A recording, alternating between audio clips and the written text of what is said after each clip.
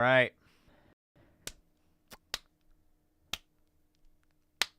Okay. Let's kick this off.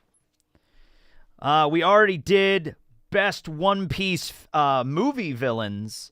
And in that video, I said I was going to branch that out a little bit because there's a lot of other filler characters in One Piece or non-canon characters in One Piece. So we're going to broaden that a little bit today by including all of them. I got to be honest with you, some of these, and by the way, aren't even close to every single non-canon character in One Piece. Like, the whole point of being non-canon is, like, you're not very important to the story. So I basically went through a giant list. Like, if I included every single, like, random Marine named Bob, we'd be here all day. Like, this would be a very, very huge list. You know, it's like, oh, this one Marine that worked at G8, and then there's this other Marine that worked at G8, and then there was this other Marine that was the janitor at G8. You know, it's crazy the amount of non-canon characters that have names. But I was going down the list, and I got down to how many of these? 33. I got down to 33 filler characters from the anime. These are taken from the actual anime and also some OVAs. Like TV specials and stuff. Some movie tie-ins are in here that I felt were important enough or that I remembered a little bit about in order for me to rate. I think there are only a few on here that I really don't have a strong memory of, but hey, there's a category for that, okay? Oh, man. Let's see. You're streaming late. Yeah, I'm doing a little bit late tonight because it's been a while since we did a stream because, you know, I was in England and everything like that. So I decided to do this.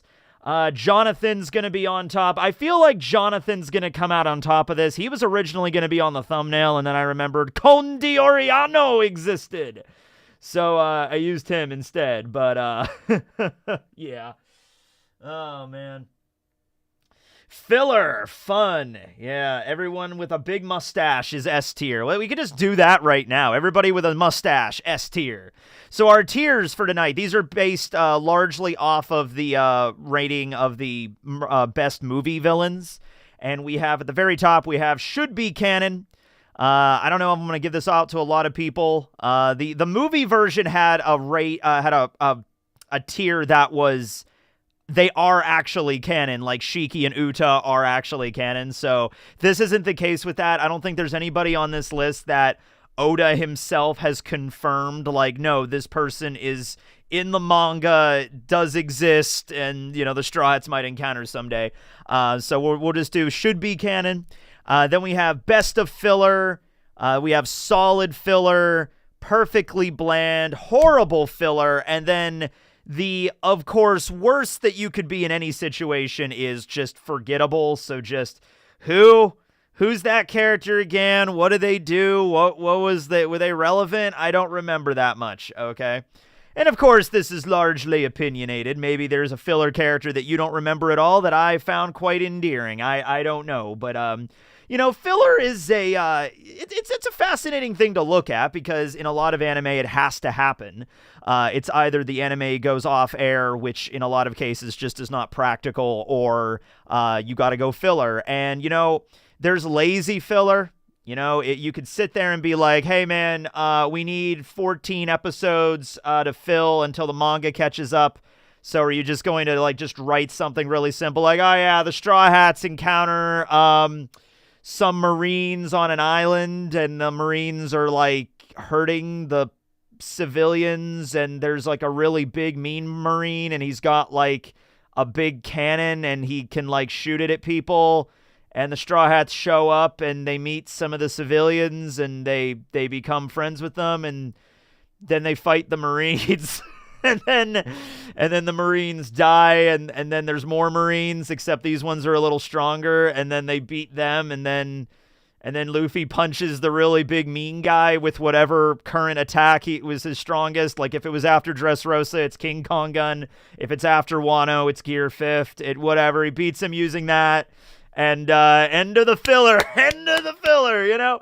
So there's lazy filler, and then there's filler where you get people that actually care about the series. I would say first thing before you even write a filler arc, you should be familiar with the series that you're writing for, right?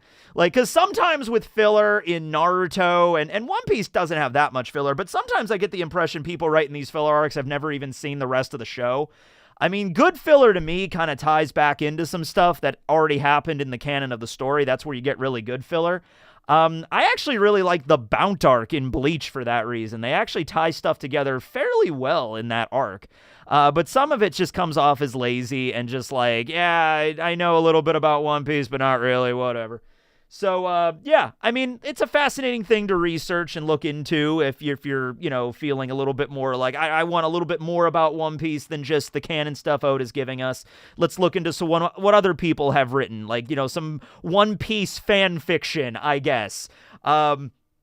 Which is, it's crazy in that right, too, because you'd imagine, like, a lot of people writing fan fiction would probably do a better job. Like, if you gave me the job of writing a One Piece filler arc, like I had to fill 12 episodes in the anime, I think I could do a little bit better than some of these. I don't want to mean to toot my own horn a little bit, but I think I could come up with something better than some of the shit that these characters are from, okay?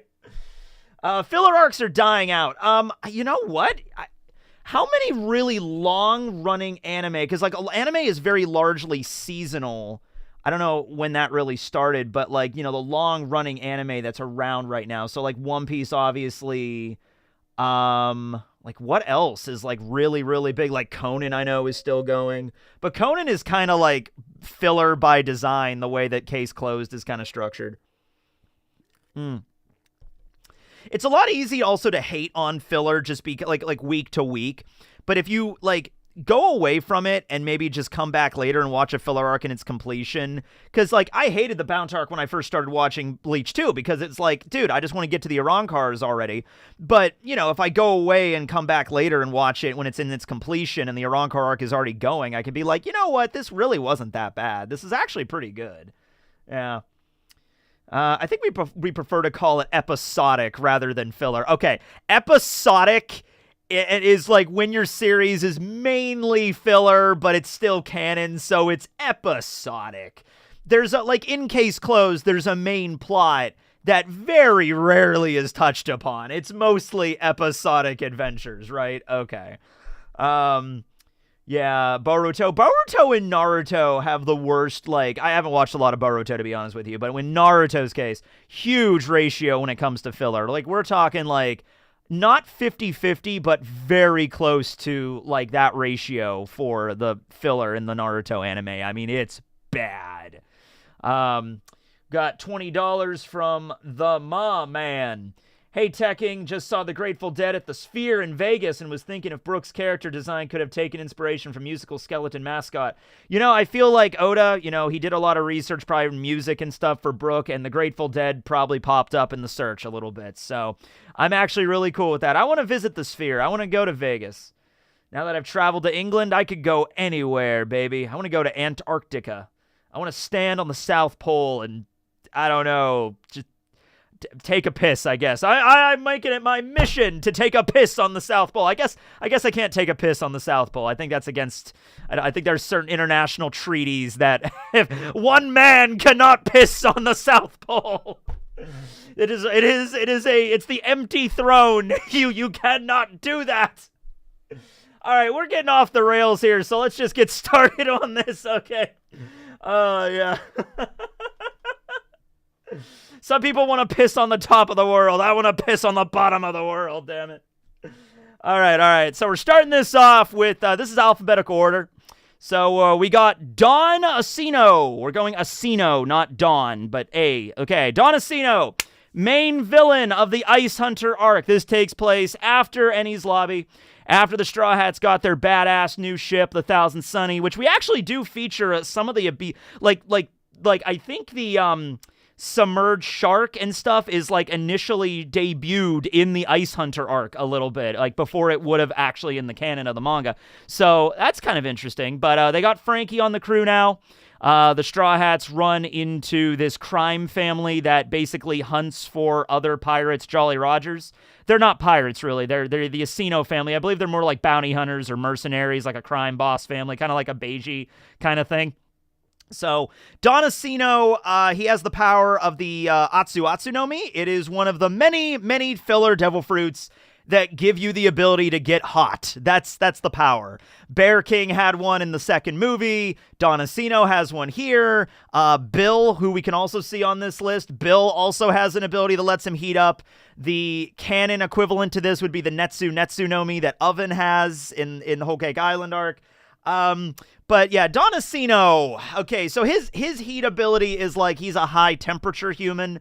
So he is basically Oven, except he can basically create like magma and stuff. When I think Oven couldn't Oven spawn magma at some point? I think he could have, when he can like heat up his arm really hot. I think like some magma and stuff came through. So basically is a lamer version of Oven. Yeah, I think he was just this really, since he was the head of a crime boss family, I think he stayed mainly in the background for a good chunk of that, and he was just kind of lazing around and just being like, oh yes, the Straw Hats, bring their flag to me. Oh yes, their flag, I'm awesome. Yeah. He's a big fat guy. I mean, that's something, right? Perfectly bland. You know what, honestly? I think that's a good place for him. I remember I actually watched the Ice Hunter arc not that long ago, really. Because there's some other filler characters on here, too. Like, Puzzle is on here. I think Puzzle is going to be higher up than Donacino. I actually kind of like Puzzle's story. Wasn't really that in-depth or anything, but I think he was at least solid. But we'll get to him. All right. The Dawn's Fruit is better than Oven's. Yeah, because I think there was more of a magma spin with his. Because I remember a scene where he's, like, literally spewing magma out of his mouth. Like, I remember that. Like, he's just...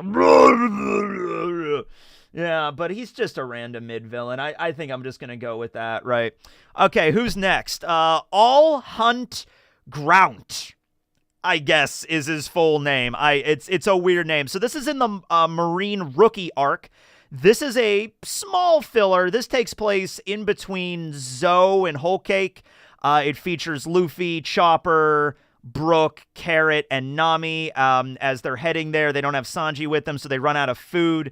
So it's actually it's a smart way of incorporating the filler. This was something that fits rather well, because it's like, well, they don't have Sanji and Luffy's a horrible cook, so they gotta find food somewhere, right? So they dock at this island, and it's a marine base there. They're gonna sneak into the marine base. They're gonna steal some food and some provisions and get back to the Sunny and go on to Whole Cake Island.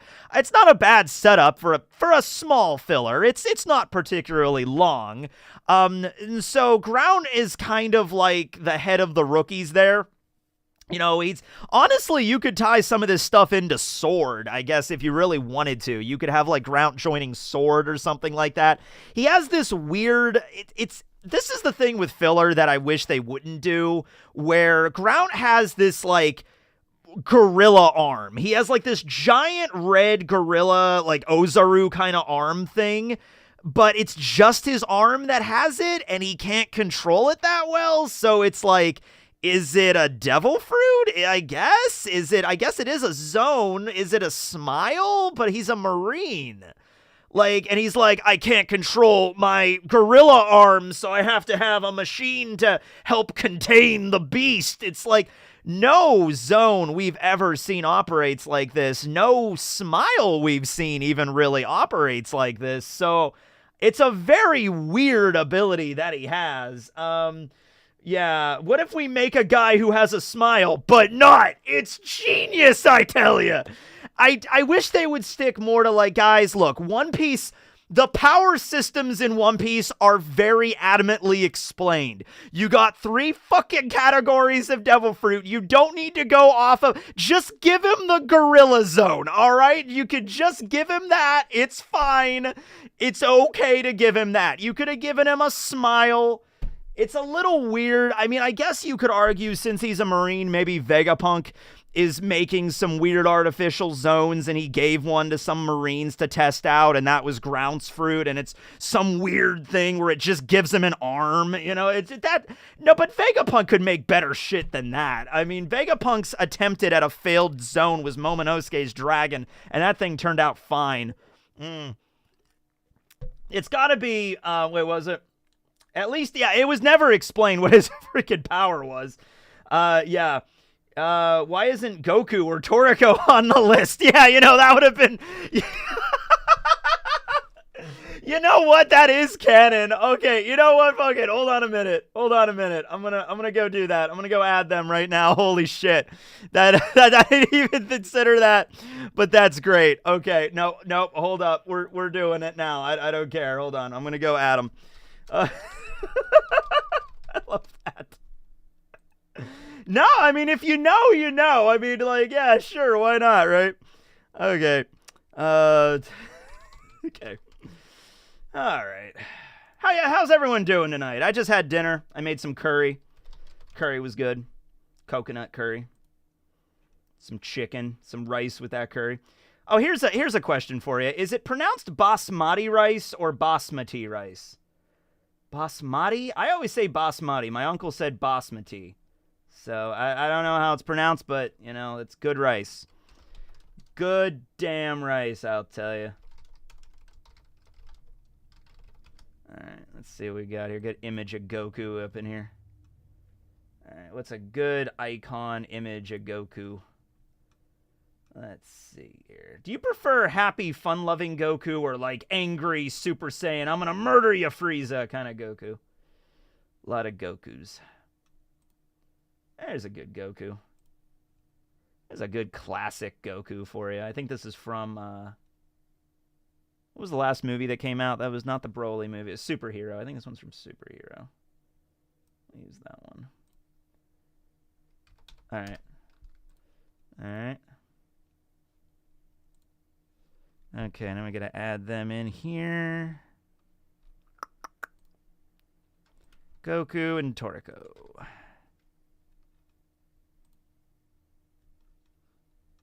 Okay.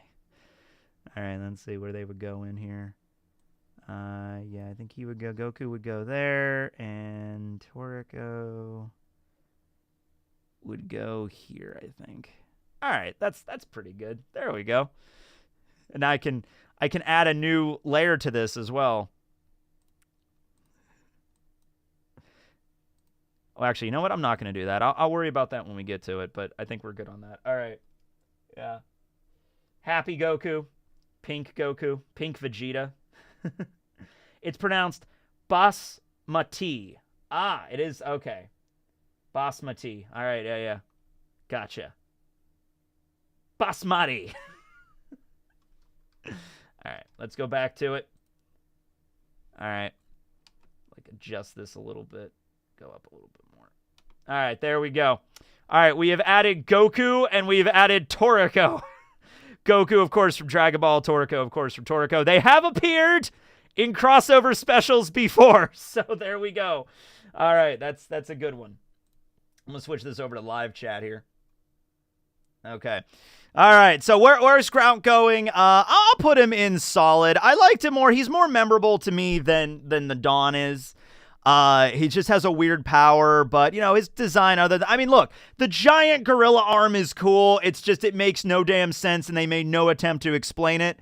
It's just there, and he has it. Okay, great. Okay, so next up, we have Apis. Okay, she is the girl that has the devil fruit ability to talk to animals. I think it's the whisper fruit. And I think it's actually the first non-canon devil fruit that isn't like an OVA or a movie. I think movie 1 came out before this, or right around the same time as this. No, it was before this. Movie 1 came out before this. So like El Drago's devil fruit would have been like non-canon, obviously, but he was in a movie. I think Apis is the first completely filler non-canon ability devil fruit. So there was a trend for a while in the movies. The first 3 One Piece movies have this subplot where like a little kid will just pal around with the Straw Hats. Like in the first movie, it was Tobio. And then in the second movie, there was this other kid that was part of like this great thief duo. And then there was Mobambi in the third one with Chopper's Magical Island. And it was really annoying because like you could tell those movies were maybe targeted for more of like a younger audience. Because this was early in One Piece's run, right? So they're like, oh, we got to throw some kids in there to hang out with the Straw Hats, so, makes it more family friendly. I guess, I don't know, so the little kids could be like, I want to travel with Luffy and the Straw Hats. And they had no purpose, and they just were not interesting. But I gotta tell you, Appice's story, the Warship Island arc, was actually written fairly well, I think. There's a couple of weird moments. Like, there's a moment there that Zoro says, like Luffy asks him to cut steel, and Zoro's like, there's nothing I can't cut. And then Zoro slices steel in the Warship Island arc. This was well before he fought Mr. One. So there's a couple of canon issues there. But overall, I think the whole plot with the Dragon Island and everything, and then, like, her having the power to talk to animals, like, out of all the non-canon, like, kids that have had to pal around with the Straw Hats, I think Appice is probably the best of that group. Okay, yeah. She actually also was part of, like, because there's a scene at the beginning of Warship Island when they actually go into the Calm Belt. That was canon. That actually is in the manga, where they actually accidentally wander into the Calm Belt. They did that in the anime, except they just included Appice in that as well, which is interesting because, like, way later in the anime, when they're showing a clip of them getting caught in the Calm Belt, you see Appice in the background because that's the only footage they had. So in a weird way, it's like, in that one particular instance, the Straw Hat picked up this kid that can talk to animals, went to the Calm Belt, came back. Like, there you go. I'd say Appice is a solid filler character. Yeah, it was fine with me. Yeah. Yeah, no problem. Isn't there a kid with a dreaming devil fruit? Oh, yeah. So I didn't include him on there. He actually shows up in a video game and then in the anime. That's, I think, the only filler arc that's directly connected to a video game, which is Ocean's Dream. And I think it's not the kid that has the power of the devil fruit. I think it's like his seahorse that has it. It's weird. Yeah. They actually redrew it for Mary's death. Yeah, that was the scene. So in the scene, when you watch the Mary getting burned, you see all these other scenes of, like, when the Straw Hats were going up Reverse Mountain, and when they were going into the sky, and they were heading back down with the Mary, and Dear Friends by Triplane is queuing up in the background. It's really tearful, and there's a scene when the combat, and you see Appice in that. Yeah. Okay, yeah, she's the kid with the dragon in the cave, yeah. Yeah. Not a problem. All right, next up we have Bill. Kill Bill, Volume 3.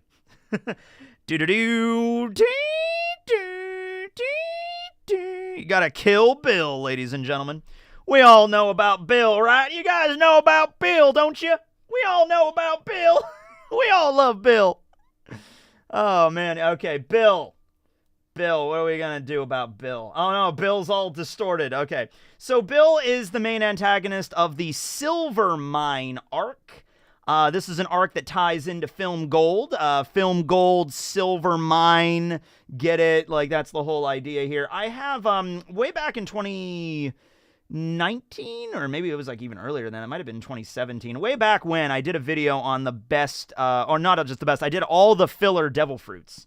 So let me just see if I could pull that up really quick, actually. When I did the filler devil fruits, when was that? 2018, maybe? Hold up. Yes, here it is. All filler devil fruits. Okay, so Bill's is going to be in here. I'll keep this up because, yeah, there's a lot of stuff that we see there. No, it wasn't. No. It wasn't the chain guy. It was Bill. Come on, guys. Y'all remember Bill? Come on. Bill actually had a pretty sick design. I'm okay with that. He had a cool tattoo. He had a bandana. He got some sunglasses. Got some long rocker hair. Why not, right? I think it's so his ability is the Blast Furnace human. So he's also another... I don't know what it is about coming up with devil fruit abilities that just get hot. It's just like, that's like the standard. It's like, let's just make another devil fruit that gets hot. Although his is a little bit different because it's not like it's a byproduct of his devil fruit, but his devil fruit ability is he eats metal, like silver, iron, ore. He like eats ore and then he could turn into the ore, like he hardens his body. Kind of like Kevin from Ben 10, Alien Force a little bit. But then he also has like a final form that's this. It's just like, hey there, everybody. Name's Bill. Oh God, he's roiding out. It's the smelt fruit. Yeah. He was like one of the oven types of fruit. He just turns into a blast furnace, right? Okay. So I gotta be honest with you, like, he looks kind of cool here. I mean, he kind of does, yeah. Name's Bill. Bill Nye the Science Guy. Bill. All right, but yeah, he had some forms to him. He had Metal Bill, he had Giant Blast Furnace Bill, and he had Regular Bill, okay? Let's see. You know, You know, here's the thing. I'm actually debating keeping Bill and Solid, but maybe upping Apis to best of filler. Because I'm looking at these characters from the perspective of, like, canon One Piece, and I think that's a standard that's setting it too damn high.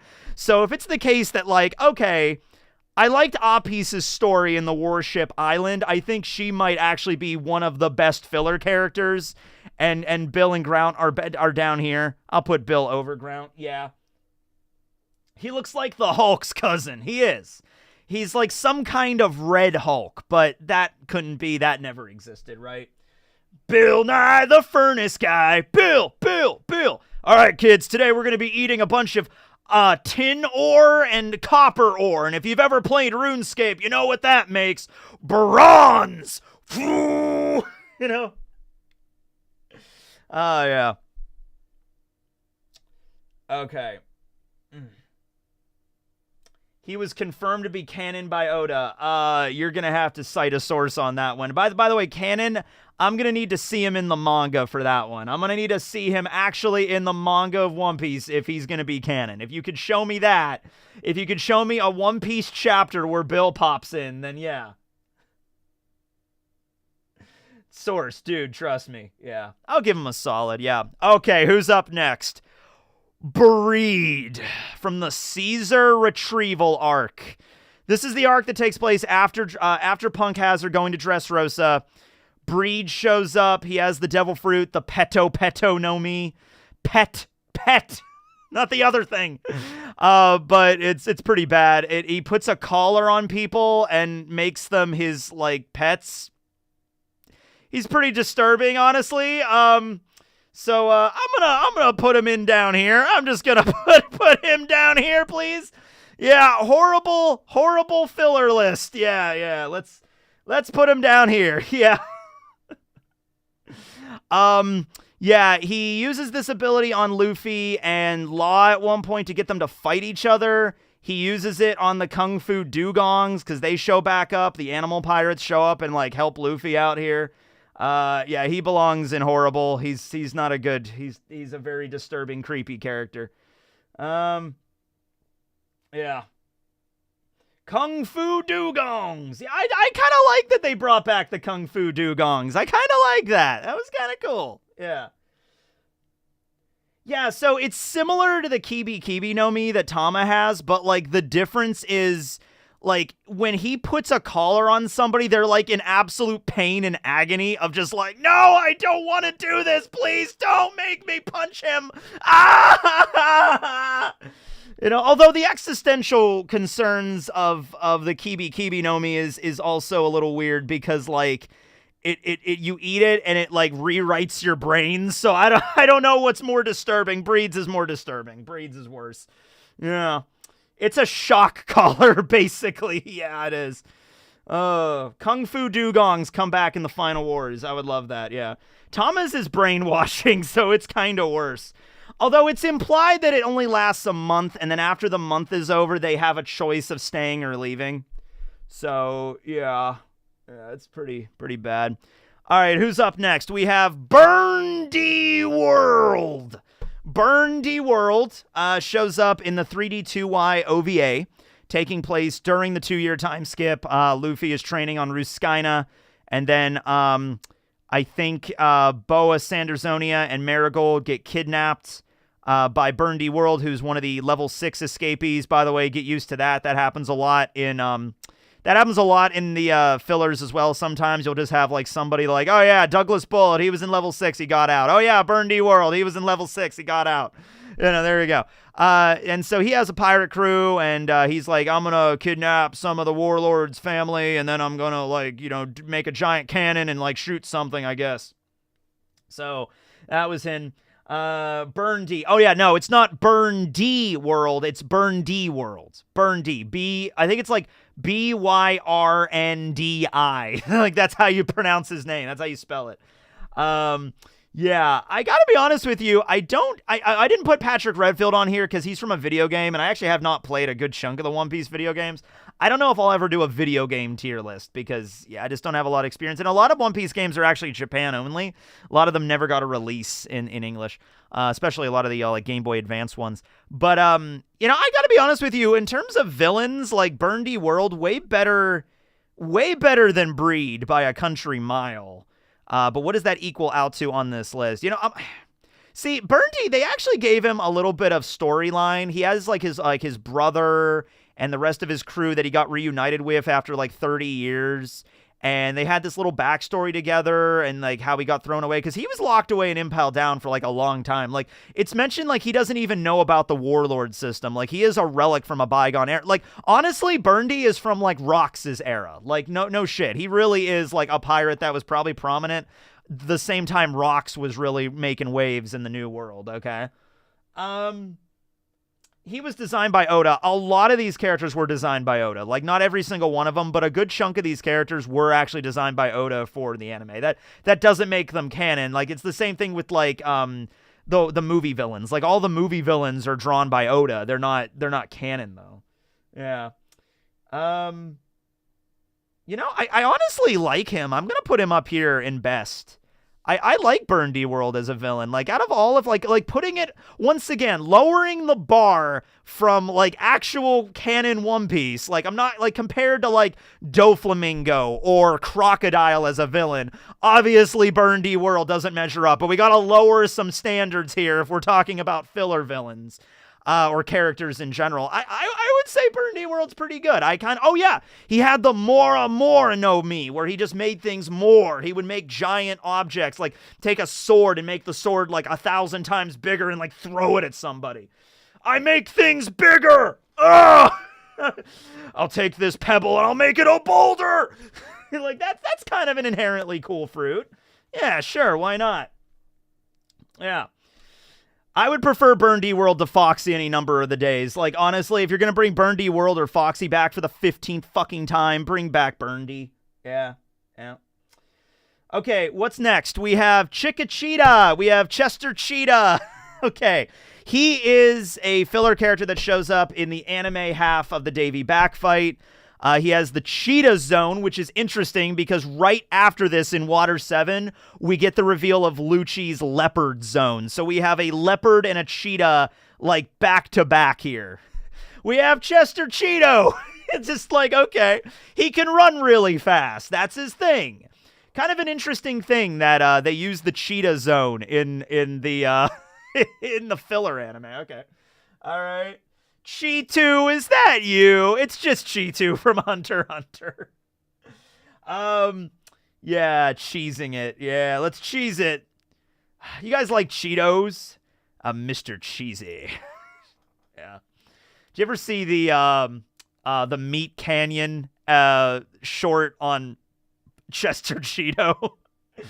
Oh, the Cheetos are filled with lisopoplamine and lidocaine. Come on, just stick your head down in there now, man. Just get your hands in that Cheeto dust. Don't be afraid now. Don't be scared now. Get in there. Yeah, I think perfectly bland is good for Chester Cheeto. Dangerously cheesy. Yeah. I love Meat Canyon stuff. So good. What is your favorite Meat Canyon short? You know what? The one I've probably watched the most is the Guy Fieri one. The Welcome to Flavortown one. That came out when I was in Anime Expo in LA, and I remember like every night I fucking watched that short. Like I would go throughout LA, go to the convention, come back, and like when I would like in the hotel room, I'd just be like, I want to watch this again. It was so good. Papa Meat is the best. I like he has other channel too. I've seen some stuff on that. I watched him review a Goosebumps movie on that one. That was really good. Oh man. Let's see. Oh, the Taylor Swift one was good too. That was also really good. Yeah, love. Let's have an applause for Papa Meat. Okay. All right, what's next? Oh God, this is Sid. Let's just call him Sid. Yeah, so this guy shows up in one of the more recent, well, I guess not recent. It was when Stampede came out. He was part of the Stampede filler. I think Luffy and Boa team up to fight this guy. And he's a bounty hunter, which we don't get very many of in the One Piece world. Usually whenever a new bounty hunter shows up, it's literally just in the anime for filler purposes. He has a cool leather jacket. I remember that. But other than that, I really don't remember this guy too much. I don't know. Okay, who doesn't remember? Show of hands. Who doesn't remember this guy?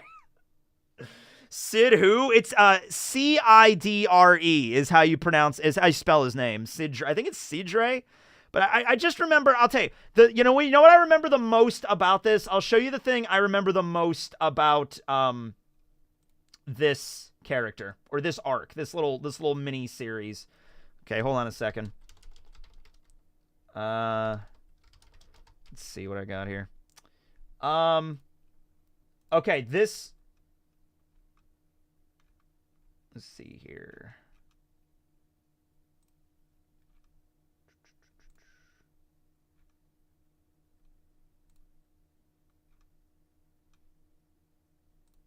Okay, here we go. The most significant thing about this is Boa. Because Boa, we get more of Boa in her Stampede outfit, which I think is, in my opinion, it's Boa's best outfit. So in this filler, we get Boa hanging out in her Stampede black and white red outfit, looking the fucking coolest and hottest she's ever been in the entire story, okay? So for that reason alone, I remember this filler. I do not remember anything about the villain, okay? So we're gonna go with him and who? Yeah. Okay. Her Marineford fit. My Marineford outfit, the purple dress is cool. I love the black and white outfit that has like the skull on it. The best. That's Boa's coolest outfit by far. We will rank Boa's outfits if we have to, damn it. We also get naked Boa. I know she gets naked, well, partially naked in the 3D2Y filler, because she fights against that lady that literally just fights with acid. And she like shoots a bunch of acid at Boa, and her outfit dissolves just enough. It's like the outfit knows exactly where to stop dissolving, which is always funny to me. Yeah. Stampede Boa is peak. Dude, she freaking like high jump kicks the bullet mech and just explodes it with a kick. Like, dude, that's the most badass Boa's ever been, is in that movie. Yeah. All right. Oh my God. Oh wait, we have this guy. We have finally arrived at the headliner, ladies and gentlemen. We have Conde Oriano, the greatest character in all of anime history, filler or otherwise. He is the top of this list, and no one can question that.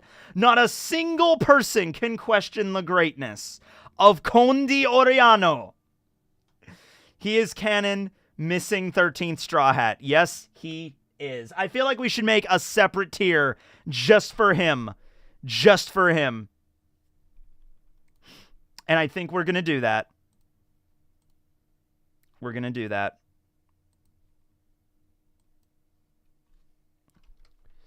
All right, I could say should be canon, or yeah. Now, you know what? Is canon. Yup. There we go. There we go. I'll change, I know what I'll do. I'll flip this around here. There we go. There we are. Absolutely amazing. Impeccable. Beyond canon. Yeah, that's better. Beyond canon. What the fuck? Why is it doing that? Hold on a minute. Hold on. Oh, no, I deleted him. Oh, no, he's back down here. Okay, hold on. Let me try that again. It did some weird glitch thing.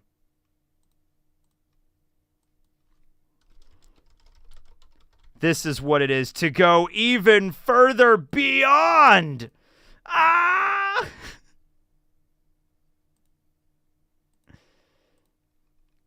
Beyond canon. I broke the tier list. Yeah, I don't even know how I did that. I know it was the alignment was off there. Okay. So he shows up, of course, in the G8 arc, which is, by the way, already, like, unironically, the G8 arc is the best filler arc I think I have seen in anime history. I mean, like, out of the anime I have watched. Maybe there's a filler arc out there that's better. But if I was going to say, like, best filler arc period that I have ever watched, probably going to be G8. Yeah. It should be canon. Like, I think G8 would fit perfectly right in between Skypiea and Long Ring Longland. It's, like, the best place to put it. It gives you the idea of the Straw Hats, like, taking what they got from Skypiea and utilizing it, like, with the dials. Like, it was very smartly written. Whoever wrote the overall script for that arc, like, I'm sure there was somebody that actually had to set, like, maybe a team that had to sit down and write out a whole, like, general idea, overlay, blueprint for that arc. They were like, let's play to the Straw Hats' strengths. They just came from Skypiea, so they're going to use the stuff they got in Skypiea, like that, and they incorporate all of that into the arc. Yeah. So that's pretty good. Let's do that. Beyond canon right there. Okay. So who's up next? Okay. So this is actually an interesting one. This is Daddy the Father Masterson. Okay. So he is on the precipice of canon. Oda originally wanted him to be in Logtown. He did not show up there because of constraints in the manga with timing. He wanted the Straw Hats to enter the Grand Line at chapter 100, and he had to cut some stuff out of Logtown. He shows up later in a light novel and then eventually in the anime. He was always intended to be there. So technically speaking, he really should be canon. I mean, like, he kind of is. Like, he really is. If you asked Oda, he might actually consider him canon. Daddy knew Yasop. He had connections to Yasop, and Usopp and him get into a duel where they have to fire at a weather vane in the distance. And he fires with a gun, and then Usopp has to fire with a gun, but he misses, and then he uses a slingshot, and he gets it. Yeah. He has one foot in canon. I mean, he kind of does, honestly. Yeah, he really does. Yeah. I can see him in the live action. I kind of hope they include him in the live action. I also hope when they do the new anime from Wit Studios, I hope they include him still. Because his episode in Logtown was actually pretty good, because Oda probably had some notes on that showed up in the light novel, and that eventually made it into the anime.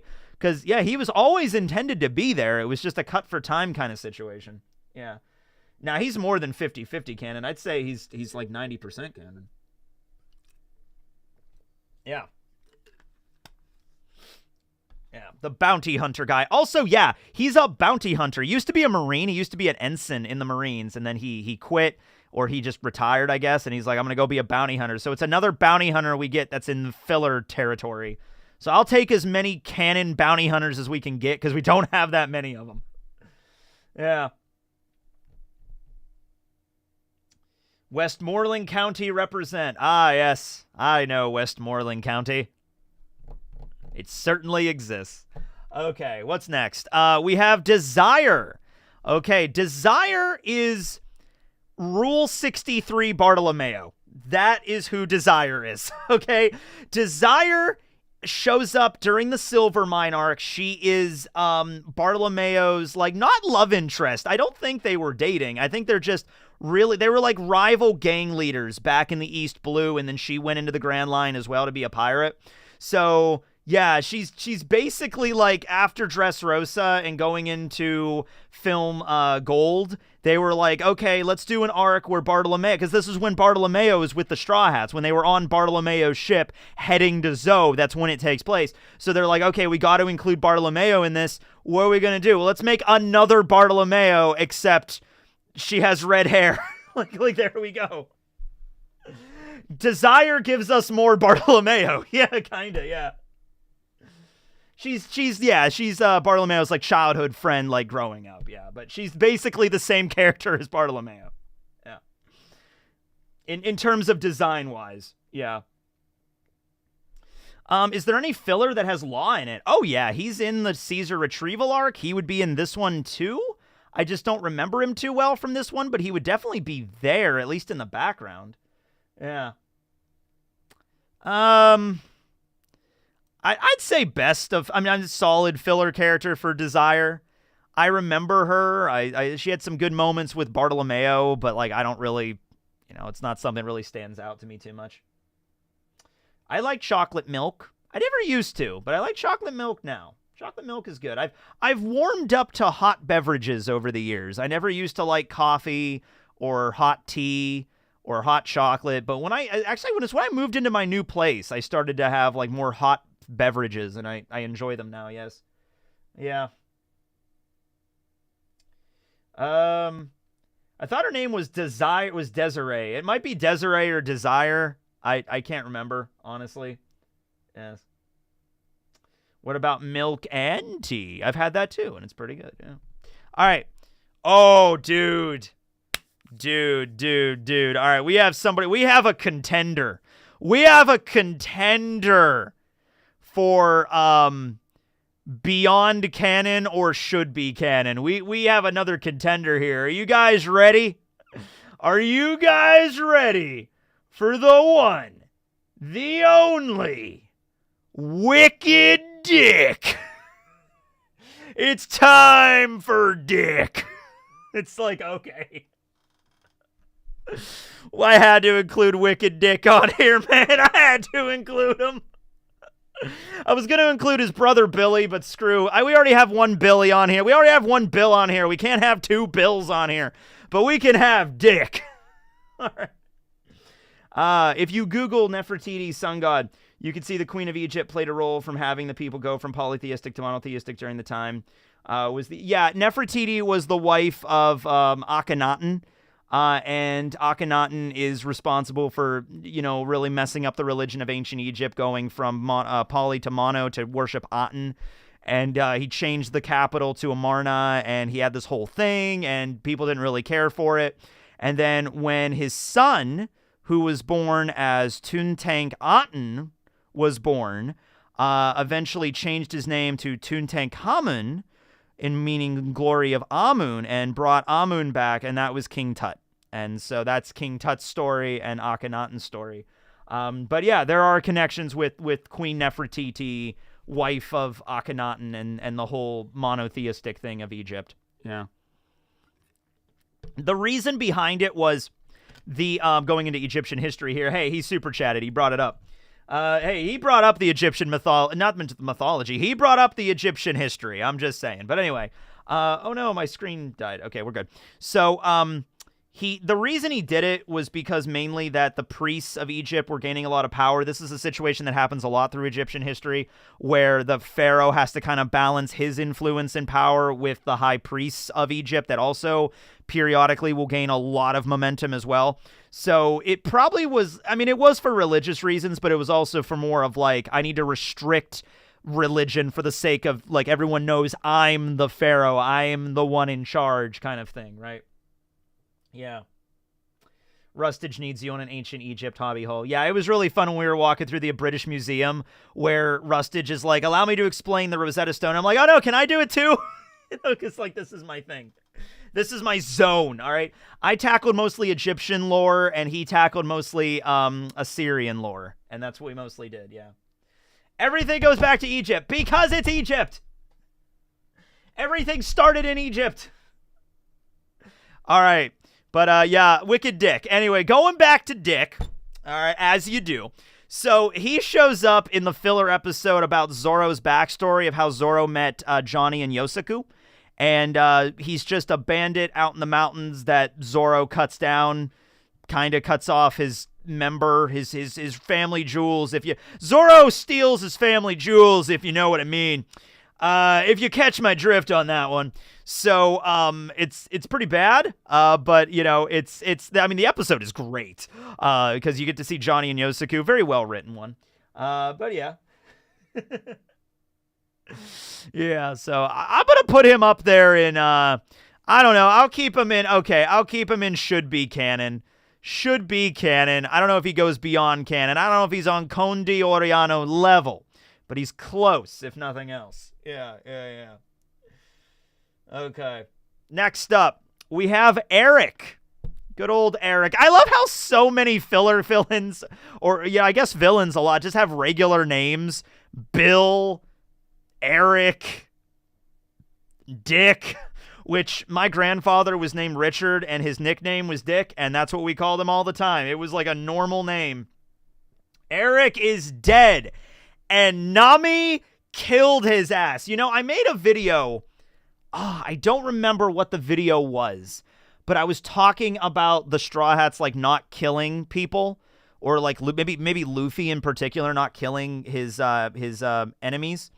And I remember the comments of that video were just filled with like, Nami killed a dude though, Nami killed a guy. I'm like, that was filler, that was in the anime, that didn't happen in canon. But like, yeah, she straight up kills Eric in the anime.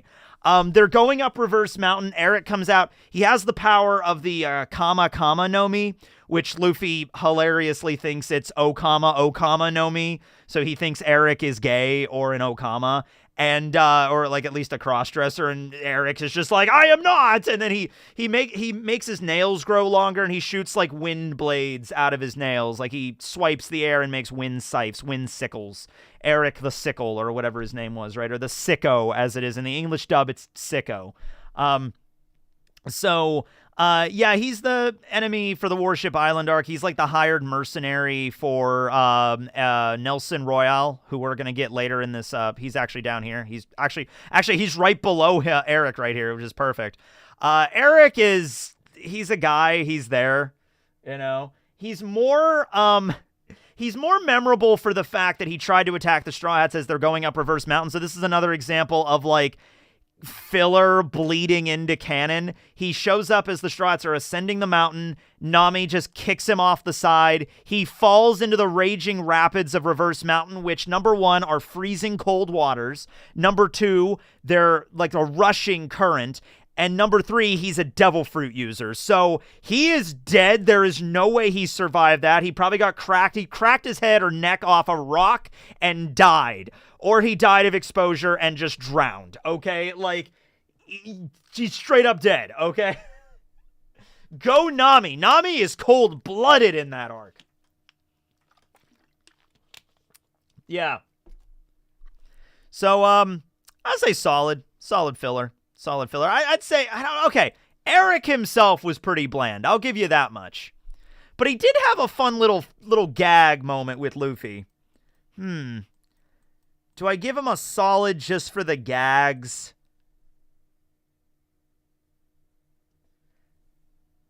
Yeah, Luffy doesn't kill. No, that's what I brought up in the video. I remember bringing this up in the video. Luffy killed a shitload of guards and Impel Down. That was the point of I was mentioning that. Yeah, that was the whole reason, yeah. All right, I'll put him up into solid. There's some stuff there with his character, at least. I'll up him a little bit over Desiree Desire. I'll put Eric there. Okay. All right, who's next? Oh, Gonzack. This is a blast from the past. Gonzack is the first One Piece anime villain. Because before the Toei anime, there was another studio that made their version of the anime. And Gonzack was the villain in that. It probably goes in Who because nobody remembers the guy. But he's like a dude that kind of combines all of like the East Blue villains. Like he has a little bit of Buggy in him. He has a little bit of Krieg in him because he has like this suit of armor that makes giant crab arms come out. He has a little bit of Arlong in him because he like subjugates an island and makes the inhabitants and slaves. So he has a little bit of all of that going on. But yeah, nobody ever remembers Ganzak. How do you even spell that? I have it up here. Hold on, I can pull it up for you. It's Ganzak. I think the name of the anime, the OVA special, is Defeat the Pirate Ganzak. Yeah, which we gotta watch sometime. Yeah, it's Studio IG. Yeah, we gotta watch that sometime. Yeah. Where's Gaimon? Gaimon is canon, and how dare you for insinuating he is not? Gaimon is happily married right now, damn it. He had the happy... Gaimon honestly got one of the happier endings out of all of One Piece, so there you go.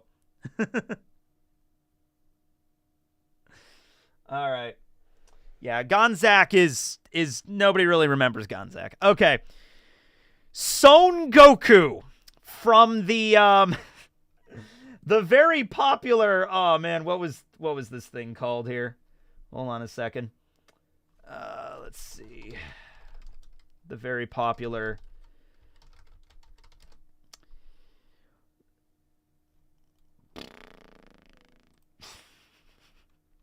History's Strongest Collaboration versus Glutton of the Seas.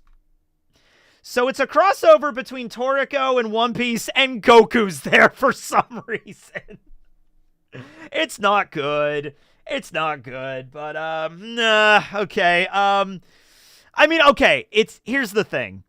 It's good just for the novelty of seeing Luffy hanging out with Goku and Toriko, all right? Which, look, I like the Toriko manga. I go back and reread it, probably every couple of years. I think the anime should have continued. I think the anime could have been better in general. Because a lot of the stuff they did with the anime is kind of dorky and cringy, but the manga's good. And but here's the thing though, like Toriko's not on the level of One Piece and Dragon Ball. Like it just isn't. And it is weird because Toriko ended in the manga like in 2016. It ended the same year as Bleach. It ended like 8 years ago. So nobody really even remembers Toriko that much anymore, and nobody's really talking about it anymore. And it's so weird to see like a One Piece Toriko Dragon Ball crossover. Yeah, but okay. So anyway, Goku. I don't know where are we putting Goku, guys.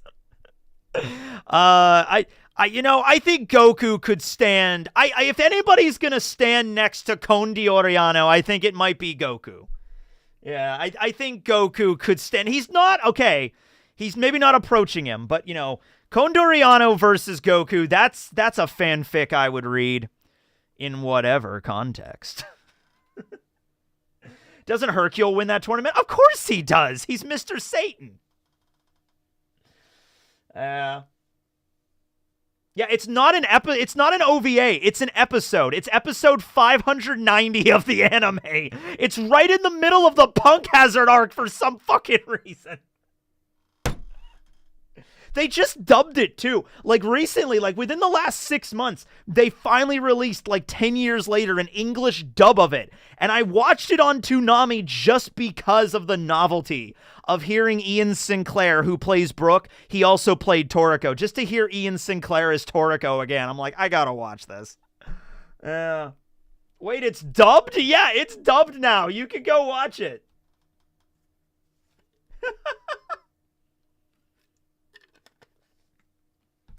All right. Who's next? I don't know. I don't know if we could get Goku. I mean, like can Goku? All right, Super Saiyan 4 Goku, which is the cooler. We're not getting into gods. Super Saiyan 4 versus Condi Oriano. No, it wasn't a fan dub. It was a real. They got the actual voice actors to do it. It was on Toonami. They got the actual dubbed actors to do it. Even the actors came back and redid their Toriko rules, which Toriko has been out for years at this point. I love Ian Sinclair. I'd love to meet him someday. Yeah. Yeah. Super Saiyan 4 loses. No diff on that one. Yep, that's fair. Okay. Well, there's Goku. I didn't think Goku would be on this list, but that does count. All right. Henzo.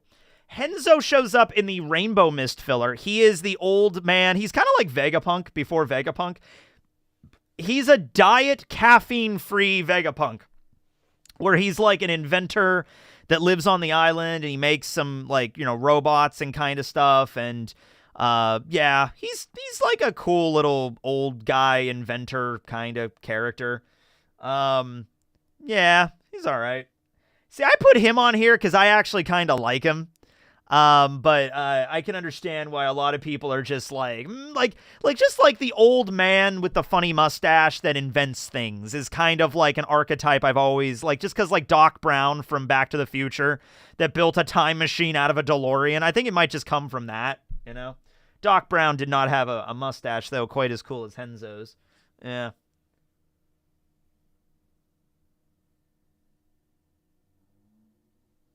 That's Apis. Apis is in Best of Filler. Yep.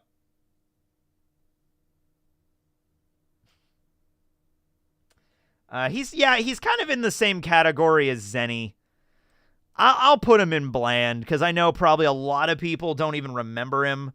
But yeah, I liked him a little more than that, but it's okay. He has the backstory with, like, because the whole idea with Rainbow Mist is there's like a timeline. There's like a time travel plot in there. So it was Wano before Wano, where the Rainbow Mist sends you back in time, which, by the way, is contradictory to the premise of like what Toki said about time travel. Toki didn't know shit about time travel, guys. She never went to the Rainbow Mist. So the Rainbow Mist like sends you back in time, and like he lost all of his like friends and something, and then there's some other stuff going on there. Yeah. I mean, if you're gonna use time travel, I mean, it's filler, so I'm okay with it because it's filler. You know what I mean? It's like, all right, you could use time travel in filler. I'm not gonna get too mad about them contradicting canon that didn't happen until years later. Yeah. Perfect for filler. It's a good old time loop. Yeah. All right, who's next? Oh, we have Jessica and Jonathan from G8. They are husband and wife. Jonathan is the vice admiral in charge of G8. Jessica is the head chef of G8. You know what? Like, I would honestly like to see both of them as canon characters, if we're being honest here. It's either Jonathan should definitely be canon. If you want to put Jessica down here as best of filler, fine. But, like, dude, Jonathan needs to be canon. In fact, he showed up in the anime arriving at Marineford for the war, and I was like, oh my god, are we actually going to see Jonathan fight in the war? Or be like tactics? Like, we're going to see Jonathan next to Sengoku and Suru, like, planning out, like strategies on the battlefield, and they don't show him anymore after that, and I'm like, damn it! You could have done something with that. You could have seen Osuru and Jonathan, like, planning out the battlefield like a chess game. That would have been so damn cool to see. Missed opportunity in the anime. Missed opportunity in the anime, sir. Yeah.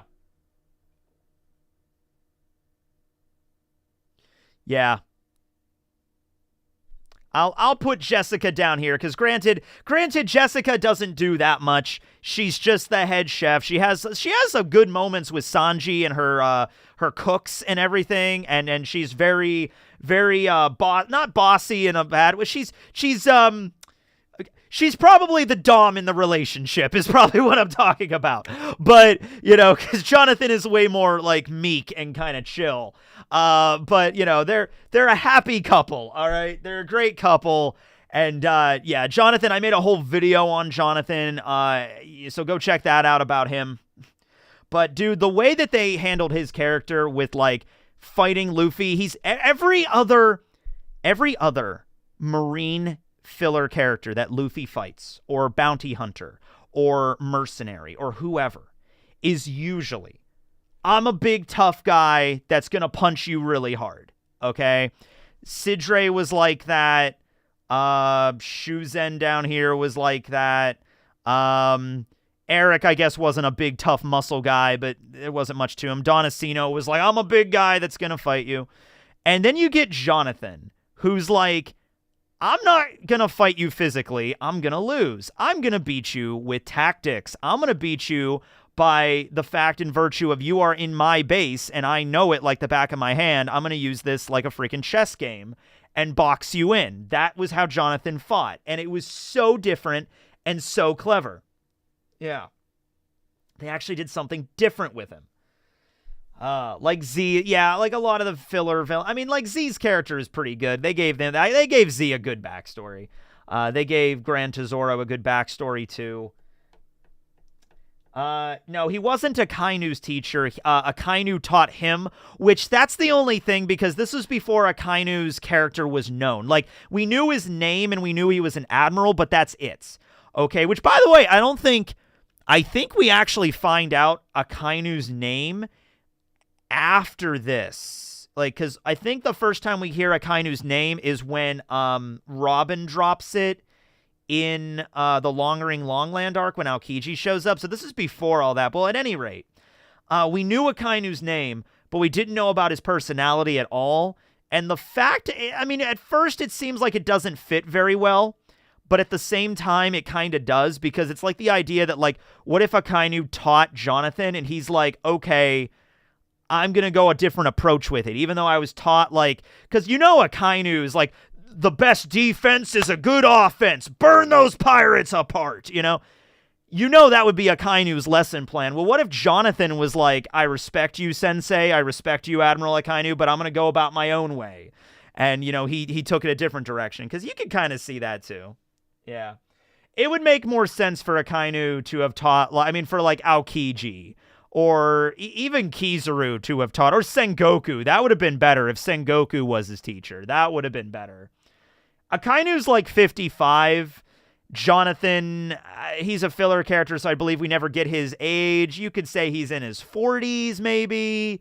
So it kind of makes sense. You could see Akainu being his teacher. Yeah, but we just didn't know anything about Akainu at the time. They should have just used Aokiji as his mentor. That would have probably fit a lot better, given we knew Aokiji's personality. Yeah, Sengoku fits probably the best, though. Sengoku or Osuru? Because actually, Osuru would make the most sense, because I just did a video about her. She is the great staff officer, great tactician of the Marines. Her being Jonathan's mentor would make way more sense, because Suru's in her 70s. Jonathan being in his like mid-40s or early 50s would fit perfect for that. Yeah.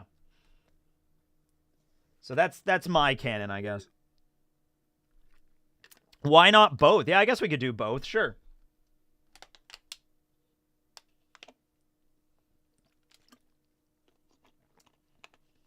Which episode Jonathan was in Marineford? Yeah, I can pull that up right now. Hold on. I can pull that up for you. It's just one very brief scene. You don't... He only shows up with, I think, Drake and a few other members from G8, and then he literally doesn't do anything else. Episode 421. 421. That's where he shows up. Okay. Next up, we have another member of G8. We have Kobato. Kobato is the doctor that works with Chopper at the base. I'm going to say perfectly bland. I remember all of the characters from G8 more because it's a good arc, but her character in particular wasn't that interesting. Yeah, she was fine. She's perfectly bland. Yeah. Yeah, and then Mako's going to come up a little later, who's the mechanic. I liked Mako a little more. Yeah. Yeah, she's cute, though. I mean, yeah, she's purple hair. Yeah, purple hair, glasses. Yeah.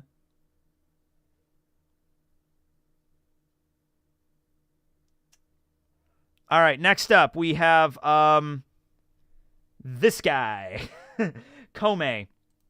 Kome shows up in The Adventures of Nebulandia, which is another Foxy joint. But yeah, he's another tactician. He's a worse tactician than Jonathan, just because I like Jonathan more.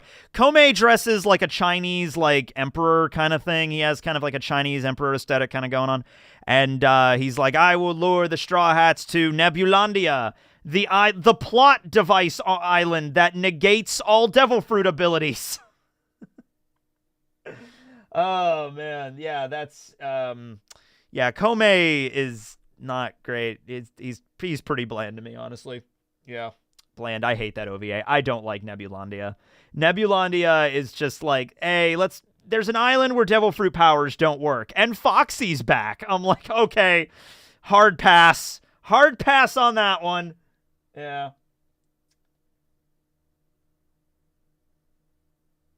Okay. Then we have Largo. All right, we have Largo. Largo shows up in the it's a Strong World tie-in, and he has the power of the net fruit. He can make nets like out of anything. Like I think he makes it out of tea in this one, but he can make nets out of kind of anything. He's Spanish, hence the sombrero.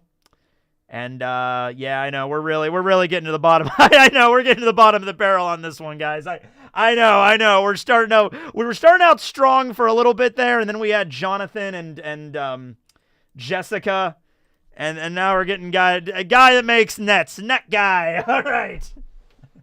Yeah, he drank boiling water, and then anything he consumes, he turns into a net. Yeah, that's what he does. Yeah. Yeah, Mexican, not Spanish. Sorry about that, yeah. But he has 3 different types of nets, Tekking. Look at all of his nets. He can trap you in his net. All right, yeah, okay. Nets, right. Okay. We're adding three blands right after another. I don't know. Let's see. I kind of, you know what? I'm gonna put Kobeto up here a little bit, maybe, because like now that I'm comparing her next to Kome and Largo, I'm thinking she deserved to be higher up this whole time. Oh man, I love your One Piece content. I enjoy every minute of it. Thank you, Michael. Had a decent fight with Luffy, at least. Yeah, I remember that fight. That was, in the filler, they always do a thing where it's like, here's a character that has a weird power, and they're going to overpower Luffy or Zoro or Sanji. And then, of course, Luffy and Zoro and Sanji or whoever comes back later and kicks their ass. It happens in every movie. Straw Hats always get their ass kicked in the first 15, 20 minutes of the movie. Then they come back with re-energized, and they beat the shit out of the main cast. Happens in Film Z, happens in Film Gold, happens in Stampede. Did it happen in Film Red? Yeah, it kind of happens in Film Red. But it's a little different in Film Red.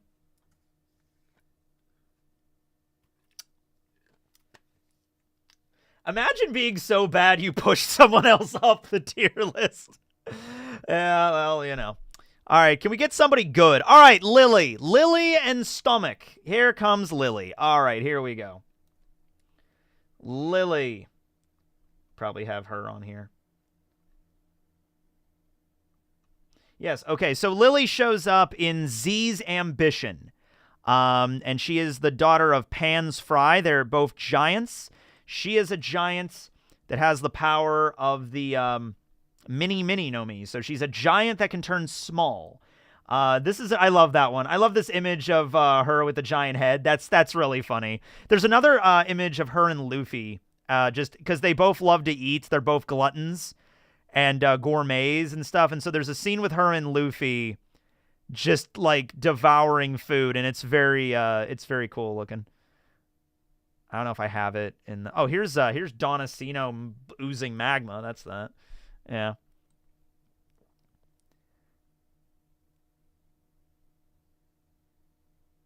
But I definitely like Lily. She's definitely getting a good rank here. Absolutely.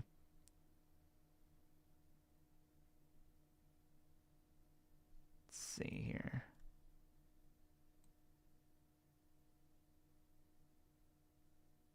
Yeah, I can't find it. Yeah. High solid or low best? Yeah. I wish she looked more Viking-like. Yeah, I mean, I guess because they are mentioned, they are from Elbaf. I guess they could have gone a little bit more with the Viking aesthetic, and there's no excuse for that because that was well known and established at that point. Oh, here's one where she was stranded in the bottle. So that's pretty cool. She can make herself super tiny, and she can hide inside of a bottle, and that's how the Straw Hats pick her up, I believe, and they go through that whole thing there. But yeah. Oh, here's an extra scene from that. Here's the scene where Luffy gets giant, which I love this because this implies that Luffy's outfit does not change when he enlarges. But it does imply that Luffy's outfit must just be, like, super elastic, because even though his outfit doesn't grow, it still grows enough to not immediately be destroyed. Okay, so it's like, okay, it's semi-stretchy. Yeah. You know, there's some really good comedy. It might be stupid sometimes, like, really, really kind of stupid comedy, but it still makes me chuckle a little bit. Yeah. Hulk logic, yeah. Okay, guys, seriously, any comic book nerds out there, American comics nerds, I'm a Japanese comic nerd, but American comic nerds out there, is there any canonical reason why the Hulk's pants don't rip? Are they just, like, super stretchy elastic pants? Did Tony Stark make elastic reinforced nanotech pants for Bruce Banner?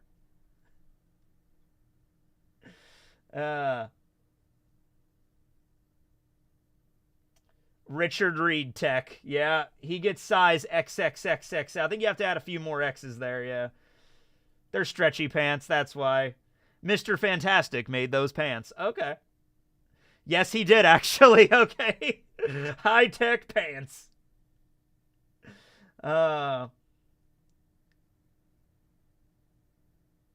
Mr. Incredible is the one who makes the Hulk shorts. That's funny. But also, I did find that image of Luffy and Lily, and that's a funny one there. Yeah. But anyway, okay. So Lily's good though. I'll put her up at I'll put her in the best category because I remember her quite well. All right. Mad Treasure. Oh, you know what? I think Mad Treasure also might go in best. He's the guy from Heart of Gold.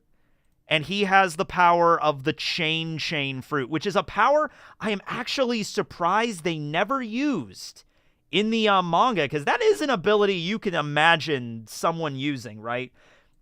The chain fruit. You can do stuff with that. Just like pull chains out of your body. You make like chain whips and like a chain sword, and I don't know, like you can add like a spike at the end of the chain. You could grab people, like little spikes off of each chain link. Like you could do stuff with chain fruit. Yeah. Similar to the cage fruit. Yeah, similar to Hina's ability, similar to Polly's ability, which Polly doesn't even have a devil fruit. Polly's just really good at tying knots. Like that's just Polly's ability. Yeah. He was stronger than a masked Cypher Pull Zero agent. Yeah, I know, right? Yeah. Heart of Gold was a decent special. I think it went on a little longer than I would have liked. I remember that being a long one. How long was Heart of Gold? Let me look that up. But out of all of the, I'll tell you what, out of the movie tie-ins, that's basically a movie in and of itself. I mean, it's long. Heart of Gold. Okay, it's it doesn't actually say on the wiki how long it is, but I just remember it being a long story. Maybe like an hour and a half or something like that. Like I think it's movie length in and of itself, honestly. But it's pretty good. I can't complain. I'd give it like a 7 out of 10. It's 2 hours. I thought it was like 2 hours long. Yeah. Thumbnails have been really cool lately, man. Oh, thank you. Appreciate that. Yeah, it was Gizmonda, now that we know their name. Gizmonda fought against Mad Treasure. Yeah. It's 1 hour and 44 minutes. That is a movie. That is a second movie. That is a prequel to Film Gold. Plus, there was also the Silver Mine arc. They really pushed Film Gold, now that I think about it. I mean, I like Film Gold. You know, like, Strong World is really good because Shiki's in it, but like I think Film Gold might be the most promoted One Piece movie now that I'm thinking about it. They did a lot for that. Usually the One Piece movies are, you'll get a tie-in in the anime, and then you'll get the movie. and that's usually it. Film Gold got a tie-in, and it got its own little special OVA, and it got the movie. And I think there was more stuff added too in the anime later. Yeah. Well, it's Film Gold, right? Yeah. Anyway, Mad Treasure is a cool character. I'm going to put him in best. I'm going to put him right up there next to Lily. Oh, these guys. I remember these guys. These are the Marley brothers. Guys, do you remember the Marley brothers? Okay, so the Marley brothers were the two chefs that were at G8, but that's not where they were originally from. They were originally from, and I'm shitting you not, they were originally chefs in Marijois. That is canon. Well, it's canon in the filler. They were in the Holy Land as two chefs that came to G8 to teach the chefs at G8 how to cook properly, and Sanji just wipes the floor with them and kind of shows them up. Well, Sanji and Luffy are mistaken for them, and then Sanji makes that delicious meal where he uses every little aspect of food. He uses the leftovers from the other cooks, and then the Marley brothers just show up like, what, huh? Canon in the filler, yeah. I've been watching you for years now. I was wanted to ask, what would you put in a One Piece MMORPG if you could add anything into the game? Oh, I would do like a true One Piece MMO would be so hard to do, but I would love it where you could just pick like, Revolutionary Marine Pirate, and you could go throughout the world. It would be hard to do an MMO because like you would want to eat a devil fruit, but if everybody gets a devil fruit, then it's kind of lame. So you'd have to do like a random system where like, hey, there's only a certain number of devil fruits in the game, but then that would break the game balance because then you'd have characters that are way stronger than other characters and you'd run out of devil fruits. And it'd be like, but that it kind of is how the way it is in the One Piece world. So there'd be no incentive to pick up the game later because within the first few weeks of the game, every player would find every good devil fruit probably in the game. And then there'd be like no incentive to play it. You know what I mean? But, I don't know how you would make it work. It'd be tough. It'd be tough to make it work.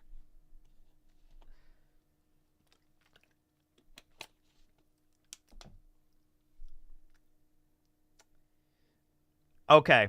But, yeah, the Marley brothers. I'm going to put them in horrible filler characters. Because they were shitty chefs, I think, that just got kicked out of Marijois and just like, yeah, go to this random marine base in the middle of the Grand Line and teach them how to cook. I think the Tenryubito just fired them, Yeah.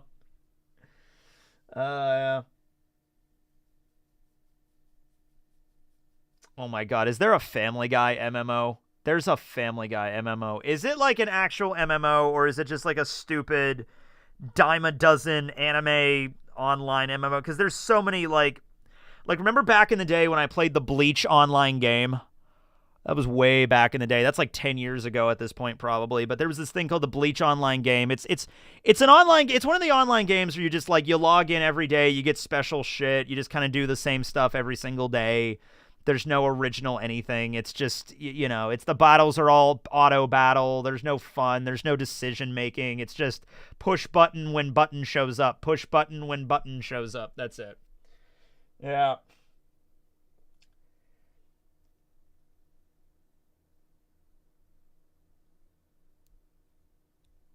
Yeah, it's pretty much a gotcha game is kind of, which I'm never particularly interested in. All right, now we have Mako. He was the mechanic or like the shipwright in G8. I'm going to put him next to his daughter. And he is interesting because we actually have a moment with him and Usopp. And Usopp actually mentions to him the ghost that he saw at Sky Island when he saw the Klabautermon outside of the ship. Like, it's okay. I'll carry everybody a little bit longer. Which had nothing to do with, like, the Sky Islanders or anything. It was literally the ghost of the Mary, like, the spirit of the Mary. And so cool that Oda included it. And then Usopp, and whoever wrote this arc, mentions it. Like, Usopp's like, oh, yeah, when I was in the sky, I saw this weird thing. And Mako is kind of like, could it have been a... And he doesn't say Klabautermon, but it's kind of like he's heard about it before, And the conversation gets cut short where Usopp has to leave. But the implication is he knew about Klabautermann and he was about to explain it to him. So that's one thing about G8. It's like it includes canon adjacent stuff. Yeah. It's the freaky fish guy. Yes. It's Kai's grandfather.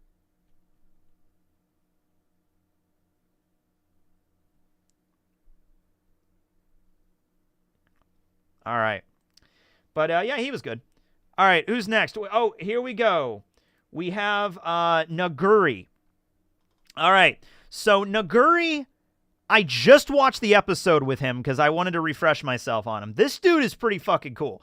He is a resident of Grey Terminal. He shows up in the post-war arc where we get the flashback of Luffy and Sabo and Ace growing up. There's a lot of filler in that gets added in the anime. A lot of it is just the three kids joking around with Dadan and like making life hell for her. But one of the best filler episodes of that involves this old man that they see in the woods. They are getting chased by a bear, and Naguri just shows up and just uses Conqueror's Hockey to make the bear leave. I believe to this day he is the only filler character that is confirmed to use Conqueror's Hockey. And then he shows up, makes the bear go away, and he talks about how, yeah, hey, I'll tell you about my backstory, I guess. I used to be a pirate. I fought against Gold Roger back in the day. He kicked our ass, and I retired and split up my crew. I'd like to find him again someday. I'm just going to take some scrap from the Grey Terminal, and I'm trying to build a boat to, sail the seas. And he fights with a giant hammer, and dude, he's a pretty cool character, I got to admit. And Luffy, Sabo, and Ace help him out, and they get him a boat, and he sails off to go find his crew. Yeah. That's a thing where they're like, you know what? Just because he's a filler. Now, it does create some problems. Like, there's even a moment where Luffy even mentions, like, but, oh, hey, you could do the same thing Shanks could do. And he's like, what was that? He's like, well, you just put out your hand, you force that bear to go away. And Naguri is just like, oh, I did? Yeah, I guess I could. I guess I can do that. It's no big deal. It's kind of a thing where Naguri should have been the one to, like, tell Luffy. Like, that's where Luffy should have probably learned about hockey. So instead of Rayleigh teaching him, like, 10 years later, that would make more sense for Naguri to just tell him, like, yeah, there's this thing called hockey, and I use Conqueror's Hockey. Unless Naguri just doesn't know about it. He doesn't know what he used. He's just like, I just have this. I could just do this. I don't know why. I just have it. So I guess Luffy maybe just doesn't remember. But he's a cool character. I'm gonna say he should have been canon. I'm gonna put him up there with Jonathan. Yeah. Diet Rayleigh, kinda, yeah. All right. But I like the episode. Go watch it. I think it's 2 episodes. I think it's 2 episodes in the anime. Go check it out. Pretty cool scenes with the man. Oh, yeah. He has a whole moment with Ace, too, because he used to fight Roger, and then he learns that Roger is... This is actually the episode where Luffy finds out that Roger is Ace's dad, which, this is cool. So Oda already confirmed that was the case. Like, Luffy always knew that Ace was Roger's son. So he knew he had to find out at some point. In the manga, we never see that moment. Well, I think we kind of do, but like it's more explored here in the anime where it's like this is the moment where Luffy learns about it. Okay?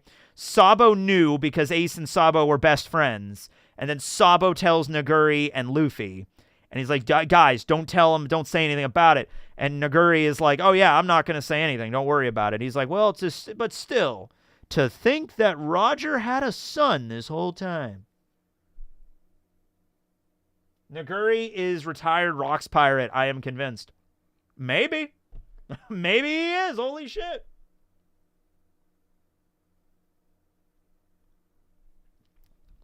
But yeah, I liked his episodes. Next up, we have Commodore Nelson Royale. Oh, Lord. This guy. All right, hold on a minute. All right. This Jabba the Hutt character. Ucha Wacho. Nelson. Oh, I remember Nelson.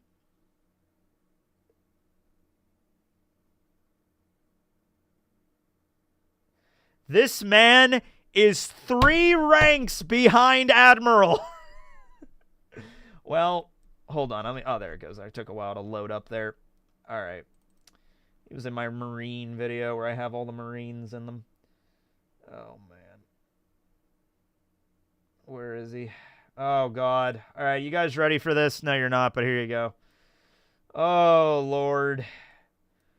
Oh, my God. Why? Why? I like Twinkies. Oh, fetch me my sweat rag on a stick. Oh, God.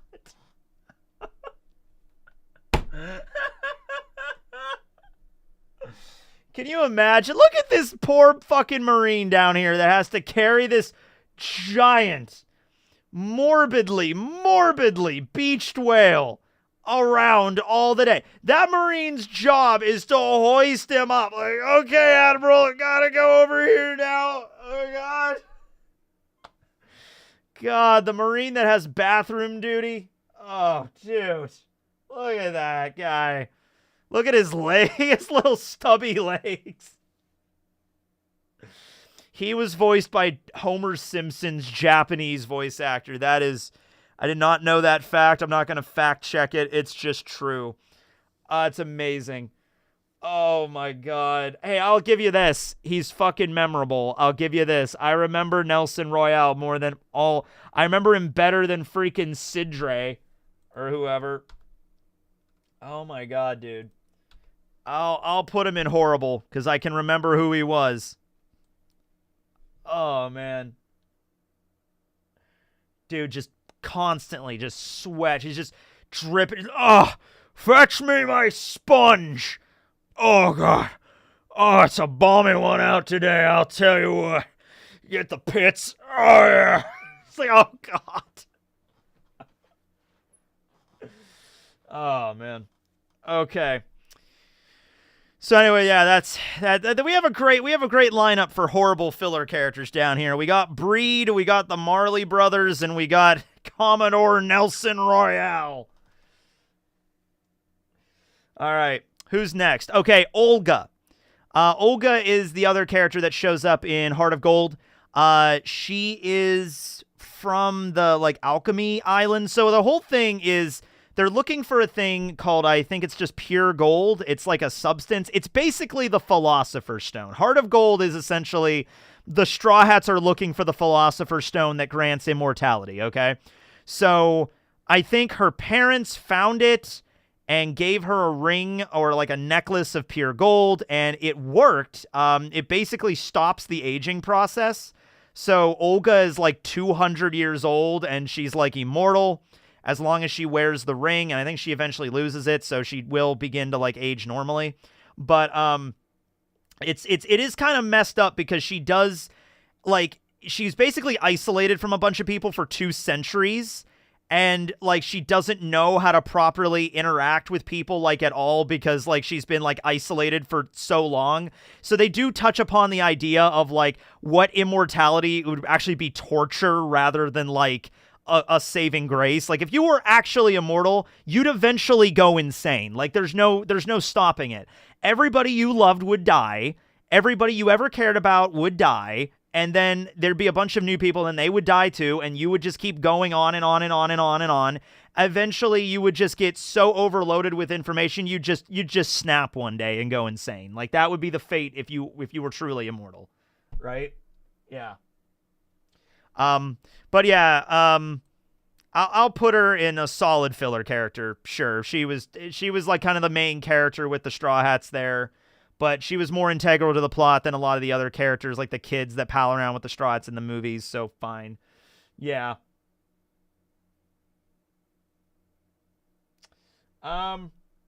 Okay.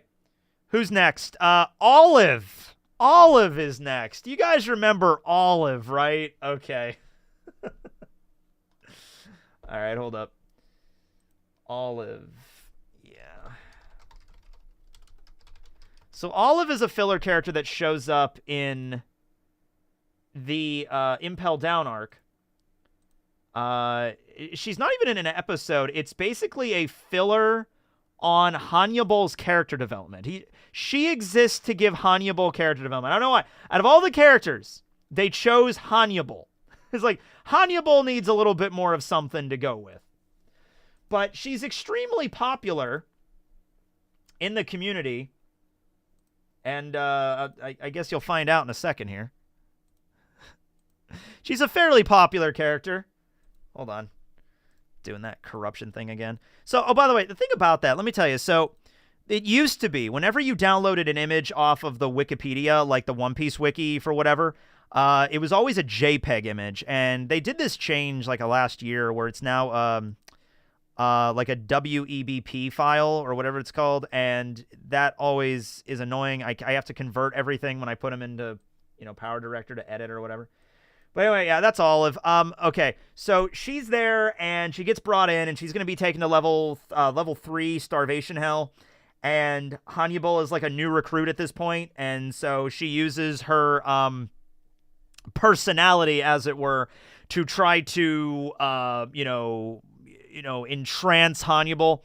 Hannibal, of course, falls for it immediately. Magellan shows up and she knocks out Hannibal, steals a guard uniform, is about to try to escape.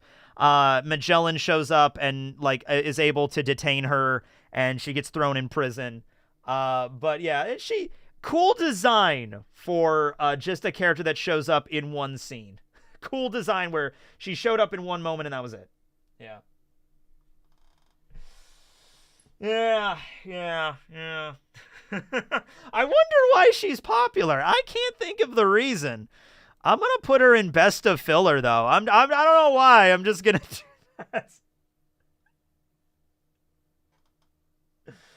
that. Great googly moogly. Yeah. Maybe she escaped in the breakout. Hey, I hope so. I hope we get to see Olive someday. The pirate Olive. All right, who's next? Phoenix, or Puzzle, for the Phoenix Pirates, but it's Phoenix, Puzzle. Yeah, this dude I like. He was in the New World. Okay, so the Ice Hunter arc takes place right after Enies Lobby in the post-Water 7 arc. So it's right after we learn about the New World's existence. And they do a filler where they show, these pirates that, hey, we went to the New World. It fucking sucks. It's scary. We lost one of our crewmates. We don't want to go back, and so we retreated, and Puzzle's all banged up and wounded, and Chopper has to heal him. And they're forced to work for the Donacino family and everything like that. But I like Puzzle's character. I liked him more than I liked Donacino, so I'll put him up here in solid. He was a solid filler. I'll put him right over here. I'll put him above Eric. There you go. I liked Bill a little more, so I'll just put him above Eric there. But he's a solid guy. Yeah.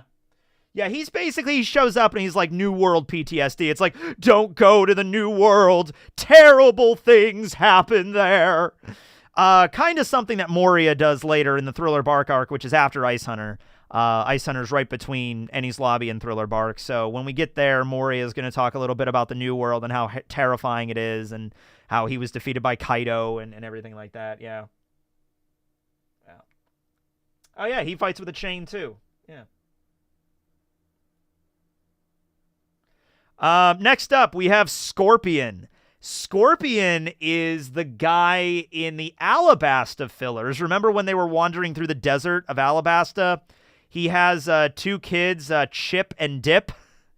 And he basically is he lies to his kids about oh yeah, I'm gonna bring in Ace. I'm gonna capture Ace of the Whitebeard Pirates. And dude, it's actually really cool because Scorpion actually thought about okay, I'm going up against Porcus D. Ace, who has the power of the flame fruit.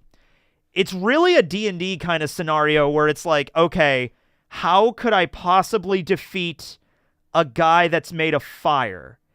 And he comes up with a bunch of really clever ways to do it.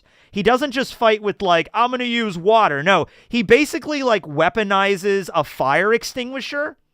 And he has all these different gadgets and things to fight against Ace with. It's actually, he puts some thought into it. He really does. He doesn't win, obviously, But he puts his mind to it. He actually comes up with some clever ideas.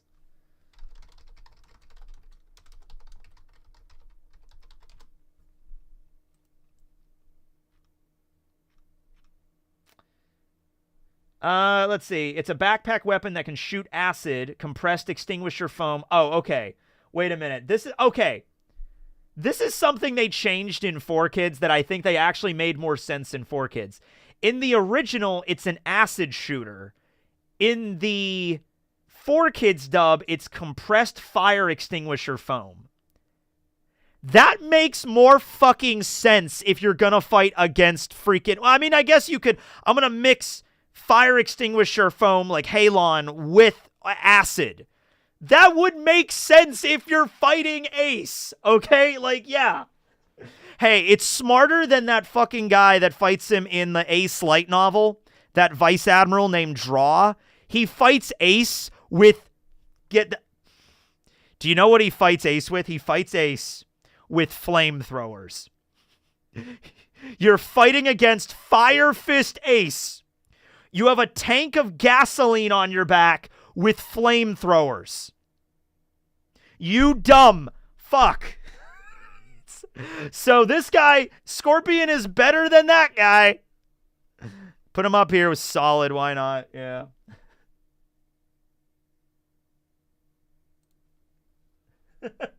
Four Kids actually made something better. Dude, okay. Let's say tomorrow you gotta fight a guy that's made of fire, right? Or not tomorrow. You have a month. You have a month to plan to fight a guy that's made of fire, like the Human Torch or some shit, which is basically Ace, okay? So here's the thing. What are you gonna do? Me? I would go out and I would buy a bunch of fire extinguishers. I would get those things that they're little orbs that you see them. Firefighters use these. They're like the little balls that you throw into a burning building and then they explode and then they put out the fire. There's like a chemical in there that explodes and douses the flames. I would get a couple of those things. I would get like I would have like a fire blanket or something like that. I would wear firefighting gear, insulated gloves, insulated outfits, just dress up. Like, I would basically be it'd be Fire Force. It'd basically be me, I would read all the Fire Force manga and be like, okay, come up with ideas with that. But yeah, you come up with like a fire extinguisher, mix things with the fire extinguisher, anything that can stop flames. Get that halon shit that they use to like fire suppression in like buildings and stuff. That's the kind of shit I would come up with if I was fighting a guy that's made of fire. Yeah. Sand. Yeah, like I would just do anything that could fight against flames. Yeah.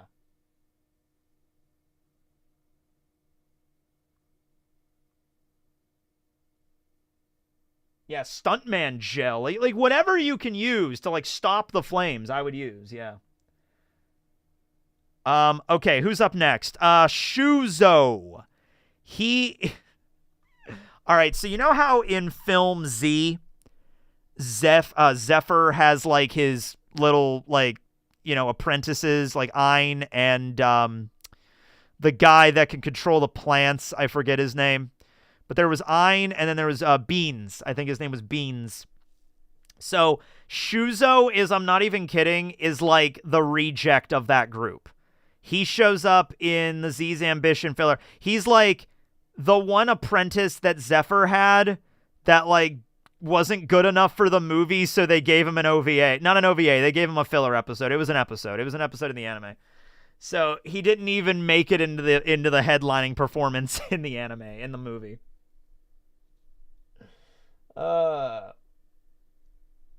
Norse mythology that Tyr was the chief of the gods before Odin. Do you think Tyr could be the king of Elbaf?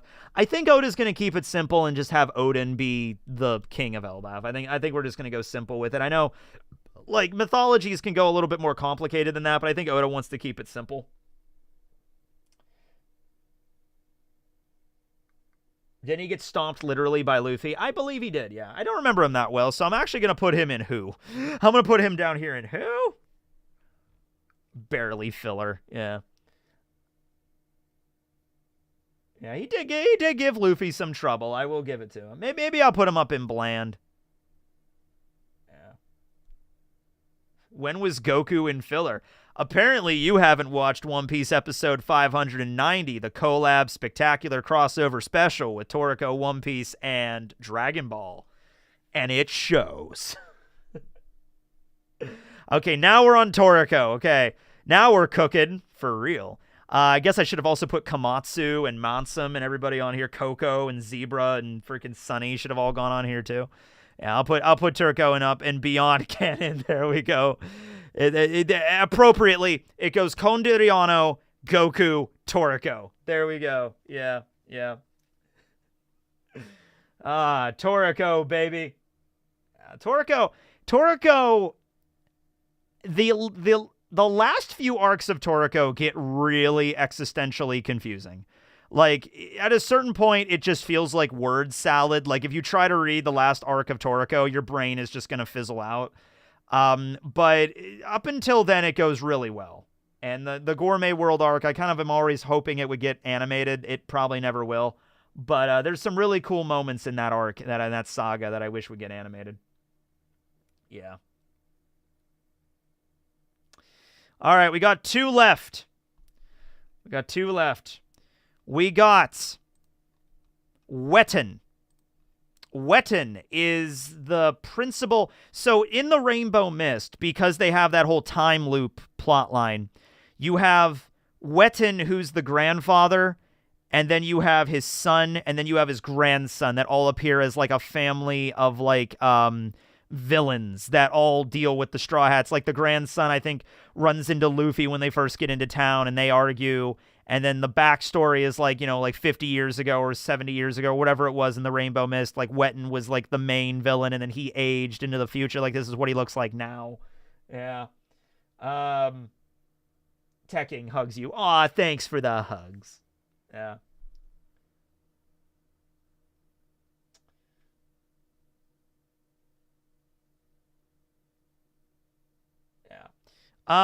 But you know what? Like, I'm going to say bland.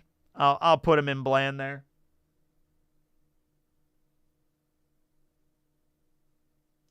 Rainbow Mist slaps. I didn't care for it. It wasn't one of my favorites. I think the time loop plot kind of lost me. Oh, dude, I remember there was some bullshit. There was a scene in the Rainbow Mist. I remember this where there's a guy that's getting away in a rowboat. Like we can't let him get away, and Robin is right there. So they're like, oh, okay, Robin is there. She's a Straw Hat now.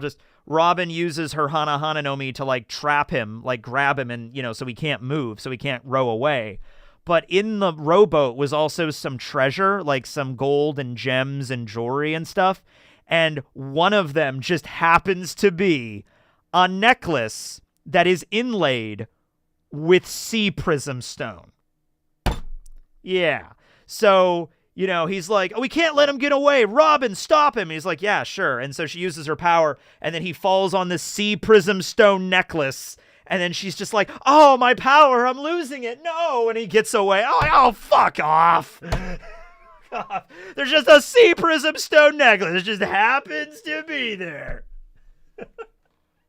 Was Zenny not on this list? He's right next. He's the next guy. Zenny is the last person on this list, and he's going in best of filler because Zenny and his goats, such a heart-wrenching story.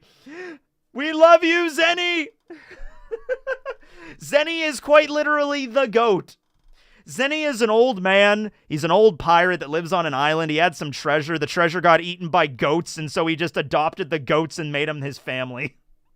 Zenny is a boss, and he's like, I'm trapped in the mountains. I want to go out to sea. And they make a boat, and they sail down the mountain in this land boat, and he has a bunch of goats.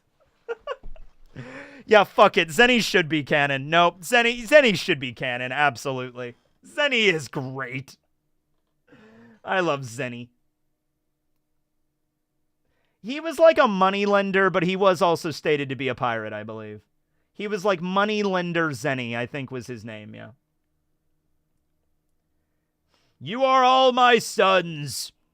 I love you as if you were my own. Bah! Bah! Oh, my children. Bah! I love how there's more than one person that's like, was Gaimon canon? It's like, yes, Gaimon was canon. Gaimon is 100% canon. Oh, dude. So, yeah, that is our filler list. Now, are there more filler characters? Yes, absolutely. A good chunk of them are random background characters that show up. Like a bunch of the Marines at G8 have names, but they're just there and they don't do anything, so putting them on here would have been kind of pointless. I also didn't put on like a lot of the villains, like Don Asino obviously had like a bunch of his like backup dancers that were like his family, like his minions that like, you know, he fought with. And I was just like, I'm not going to include every single minion on the list. I'll put like the main villain of the arc because they're the most prominent. I'm not going to put like Don Asino's like third in command on the list. But I think this solves like a good chunk of the very prominent filler characters from the story. Yeah. And we got Goku and we got Toriko on here somehow. So there you go. What about the referee and Davy backfight? Once again, that was canon. He was in the manga.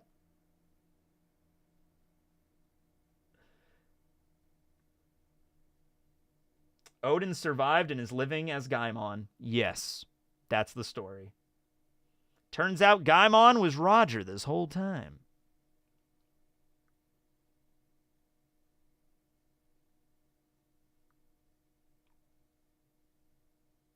What if Eam is filler? Gasp. But yeah, this turned out pretty good. This wasn't a very long tier list. I'm glad there wasn't as many as I thought there was going to be when I was doing this. I was like, oh man, there's a lot of filler characters. And there is, but you know, just these ones I think work fine. So we have Beyond Canon. We have Condita Oriano, or Commander Shepard, I think he formally goes by. And we have Goku and Toriko because they are technically very canon in their own stories. Daddy Masterson, Wicked Dick, Jonathan, Naguri, and Zenny should all be canon. I see with all of those, I am unironically like, if they actually did show up in the manga, I would actually really enjoy that. You know, if we have a flashback to Rox's crew and we see Naguri in the background as like a random foot soldier, but like even the random foot soldiers on his crew had Conqueror's Haki, I'd be cool with that. If we see Zenny, if we cut to Zenny, oh dude, Oda is running out of places to do the Vegapunk's message. He should start using filler characters. He like a next chapter, I want to see Zenny with his goats watching Vegapunk's message. Just start using filler characters. Yes. Yes. Yes. I want to see Gaimon watching the message too. Yeah, Gaimon needs to see it as well. Yes. Shiki was too confused to be on this list. Shiki he was handled in the movie video in the movie stream we did, and he is canon, yes. Yeah.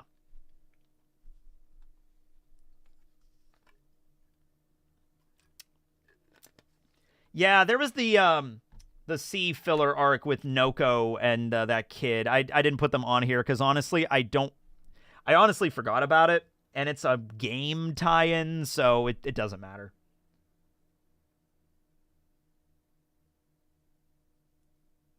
Olga watching the message with her father, that'd be a good one. Apis watching the message with a bunch of dragons.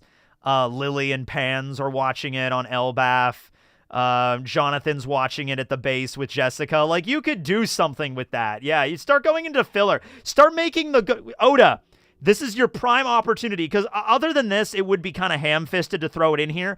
This is actually the perfect time in the story to make filler canon if you're going to do it, because all it takes is just draw one panel. Just draw a panel of Jonathan and Jessica watching Vegapunk's message. Boom, they're officially canon 100%. There you go. Have an image of Daddy watching the message. Watch, like, Wicked Dick is out in the mountains watching the message. Goku is watching the message, yeah. Oh, the Desert Riders. Yeah. Oh, there was Ron, I think her name was. Yeah, she should have been on this list. Hold on a second. She should have been on this list for sure. I'm going to include her.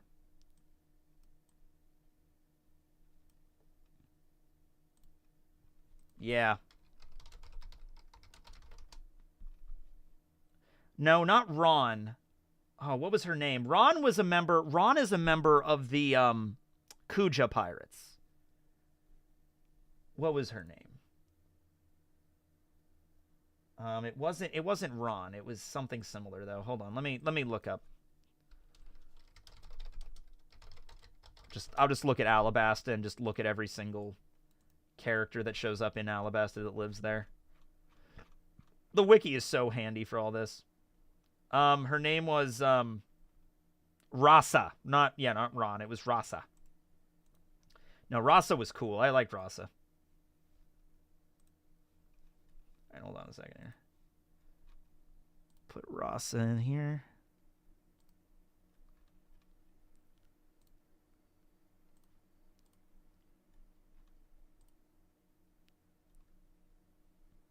Okay.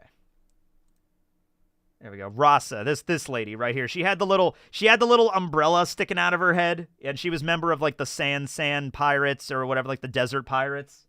Yeah. Barbarossa, I don't really care too much about. I want to put Rasa in here though. I'm gonna put Rasa in. I'm gonna put her in best. I'll put Rasa in best next to Olive. There you go. There you go. Now it's complete.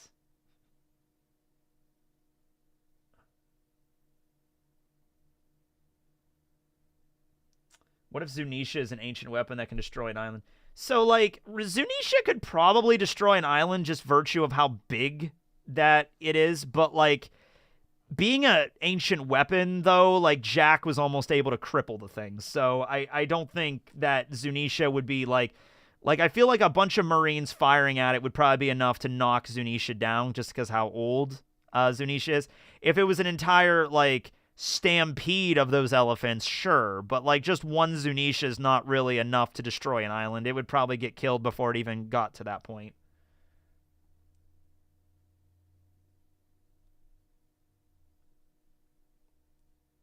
But yeah, we'll check out some super chats here and then we can head out.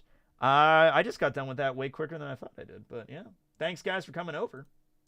Fun times. What's going to be the next well, hold on a minute. I'll do the super chats and then I'll go into that. Let's see. MMORPG. I answered that one. Can you rank all 5 movie main villain Devil Fruit designs? Crocodile, Wapol, Tesoro, Bullet, Uta. Can I rank all 5 movie main villain? Oh, because Crocodile and Wapol were in the 8 and 9. I get you. Let's see here. Out of all of these, the Devil Fruit designs, like the way their Devil Fruits actually look. Oh, okay. So let's see. If we're just going by designs of Devil Fruits alone, probably going to go with Uta's as my favorite. Uta's fruit is like, it has like a rainbow around it and it has a musical note as a stem. So hers is probably the most like cool looking. Then we'll probably go with Crocodiles because it's a cactus. Then we'll go with Bullets, which is like a gasket. It looks like there's a bunch of like gaskets or gears coming out of it. Then we'll probably go with Wapples, because Wapples isn't really, it's just a fruit that has like a jagged, like diagonal like thing in the middle to resemble a mouth, like a chain chomp mouth kind of thing. It's not really all that clever. And then Tesoro's is the worst because it just looks like a gourd. There's no, it doesn't look unique. It's just a gourd, and that's the shape of it. But yeah, that's a cool question. Thank you, Albo. I love your content. I enjoy every minute of it. Thank you, Michael. Can you say hey to my GF? Her name is... okay. Hey to your GF. The Sun God. Yeah, we went into that. Thank you for the $20. We talked a little bit about Egyptian history there. What if Pluton was a country-destroying tank before the One Piece world flooded? Might have been, but it seems to have been a battleship is the way it's always talked about. You are my favorite YouTuber. Thank you for all your hard work. Also, I never get notifications of when you are live. I hate it. YouTube does weird shit sometimes, and I'm not a fan of it either. There's a lot of people that I follow that I like to watch stuff, and unless I catch it at the right time and say, like, notify me specifically, sometimes that I just never find out about it. Coming from Briggs's One Pace watch-along. Oh, cool. Yeah, go check Briggs out watching One Pace. Just found out what that was recently. Love all your videos on this channel and on 1001. Well, thank you. I am a petroleum engineer, and my company BP has me stuck in Alaska. Your streams help tremendously with the boredom. I would love to visit Alaska sometime with my dad, because my dad always wants to go to Alaska, and my mom always wanted to go to Hawaii. So I got to go to Hawaii at some point with my mom and Alaska with my dad, because my dad loves nature and everything like that. So I'm going to go to Alaska at some point, definitely. Did I cosplay as Tekken 101 at the convention? I did not. I did not wear my suit at the convention, unfortunately. I brought a tie to London. I just didn't bring my suit. Jonathan is the best villain. He's not a villain. I wouldn't even consider Jonathan a villain. He's an antagonist of that arc. Absolutely. Well, thanks everybody for the super chats. Now, what's the next tier list we're gonna do? Because I think I took care of most of the ones I wanted to. I also want to do another tournament. I did that Straw Hat tournament, but I need to refine that a little bit better. But I do want to do that again. But as for tier list, I'm not really sure what I'm going to do next.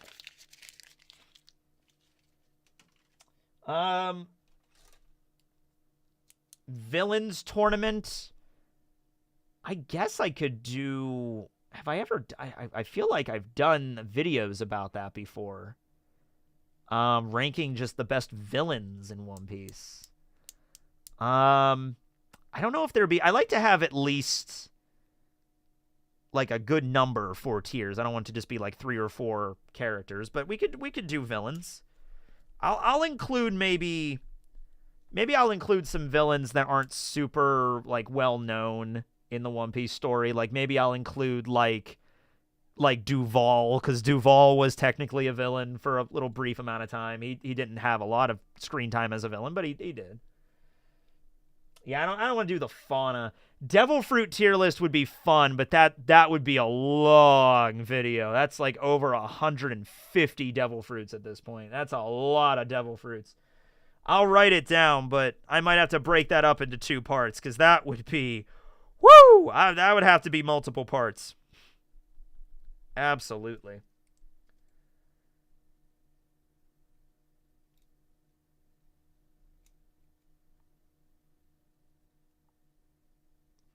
Utah was too confused to make it on the list. Utah. The state of Utah is confused, ladies and gentlemen. Ships tier list. Yeah, I touched upon that when I did my, I did a video. It wasn't a tier list video. It was a video, what was it, a tier list video? Okay, here's what it was. We were ranking pirate crews. It was just a pirate crew tier list, I think. But we weren't just ranking them on the ships, but we did cover the ships in that.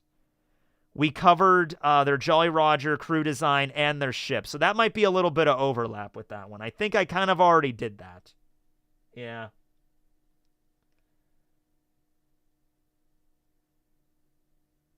Oh, shit! I forgot about Raul. Stop. No, we got to add Raul. Nope, we're adding Raul. I was going to add Raul. When I was getting all the images for these filler characters, I'm like, oh, Raul from the Logtown filler. I'm going to include him. And it slipped through. Thank you. Who was that?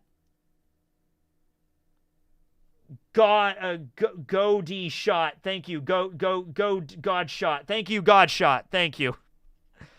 I need to include Raul, because he was fucking cool. I don't think he was supposed to be filler. I mean, he was supposed to be canon in the Logtown manga. Like Daddy definitely was. But Raul was just kind of there. Raul was there to kind of like tell Luffy about like, oh yeah, this is the bar where Goldie Roger used to drink. I could tell you stories, you young whippersnapper. Tell you stories about Roger. And Luffy just sits there and listens to this old man talking about Roger. Like, Roger shot a giant from 100 yards away. Killed him dead in one shot. I'm like, ah! It's like, yeah. Oh, there he is. There's Raul. Raul also should be canon. Raul should be canon. Yeah.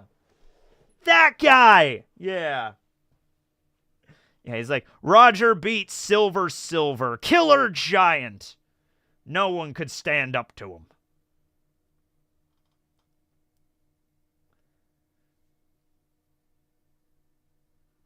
Yeah, that was the flag tier list. It was the flag tier list, but we were also talking about the crews in general. I had like a list of criteria. We rated the crew's flag and their design and their ship and their like overall like how they operated together and stuff like that. We kind of already covered it.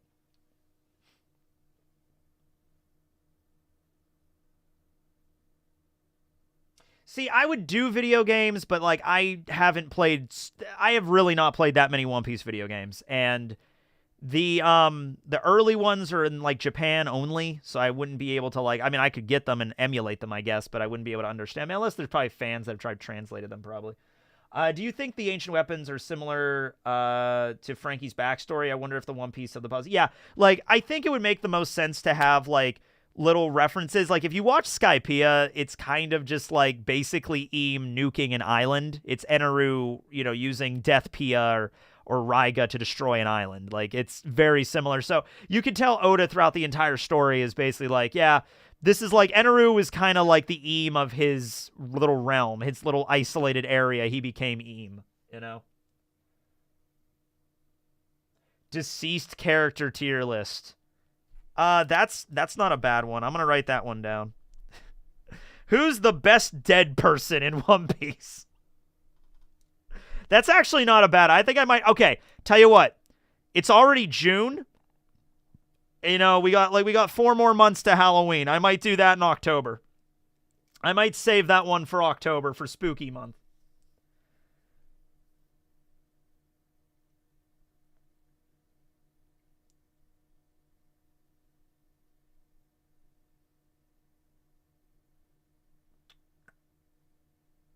Or Day of the Dead.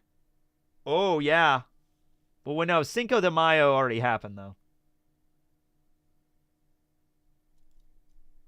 But Cinco de Mayo is coming up. It's the day where you use mayonnaise. It's the day where you eat mayonnaise.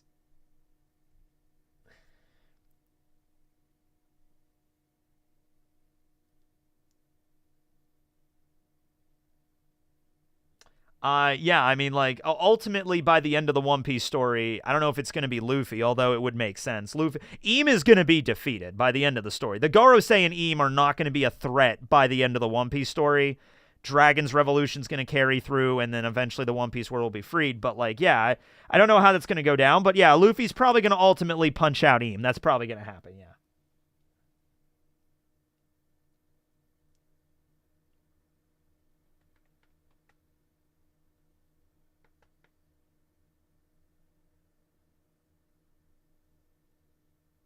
But yeah, those are some good ideas. So I'll put that down there. I like the villains tier list, the deceased character tier list. I like the fruit tier list, the devil fruit tier list. That's just going to be a really long. That's going to be like the bakery videos where I had to split them up into 3 tier lists. 3 parts to the tier list. So we could do that, but I'd have to like I'd have to break down how many there are and maybe cut them into like 3 parts. Geography tier list, we just did that one. We just did the island tier list.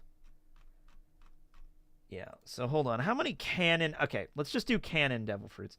How many canon devil fruits exist right now? The wiki has a handy little... Oh, God, the ads are becoming more of a pain in the ass lately. The ads are annoying. All right, there's 152 total devil fruits, canon ones. We could easily split that into 3 parts, and each part would be long. And it'd be like probably like 2, 3. No, it'd be like 3 hours for each part, probably.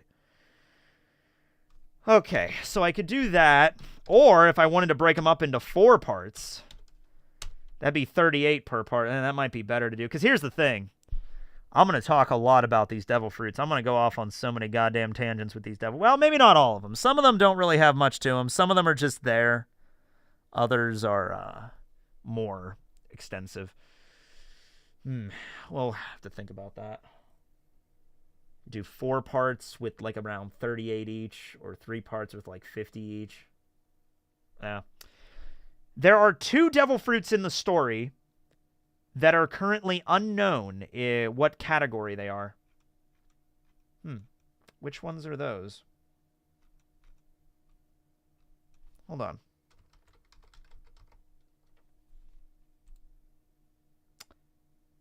Guess which ones they are.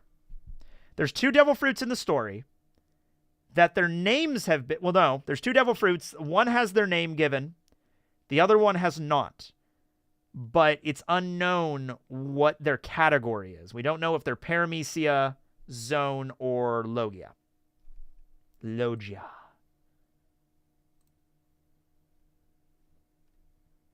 One of them is Lafitte's. Yes, one of them is Lafitte's fruit. The egg fruit is actually confirmed to be a Zone, and it was confirmed in the weirdest place. It was confirmed in the official One Piece YouTube channel. The official One Piece YouTube channel confirmed that Tamago is a Zone. The clay fruit, yes. So it is Prince Groose's clay fruit because I think his clay fruit is a Paramecia, personally. It just gives you the ability to create golems, which are made of clay, so they resemble Logias. But I'd say it's pretty clear that Lafitte has a Zone. Might be a mythical Zone, but I think it is a Zone clearly, and I think it's very clear that Groose is a Paramecia. But it's not confirmed yet. Poison fruit is a Paramecia. Mr. 3 is a Paramecia. Lick fruit is a Paramecia.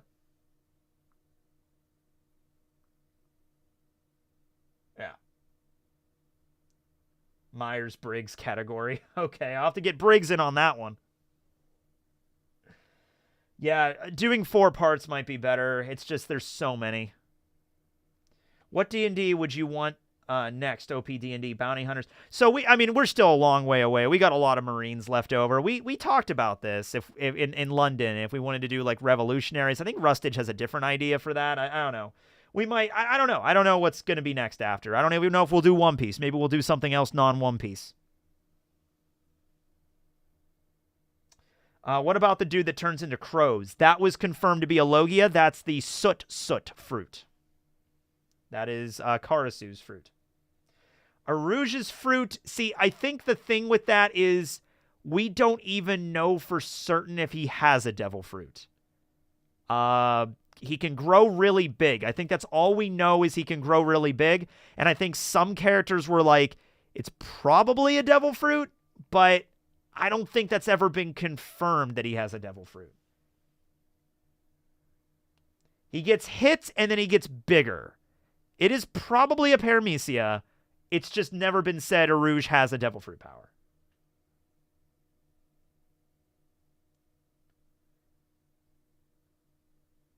But anyway. Anywho.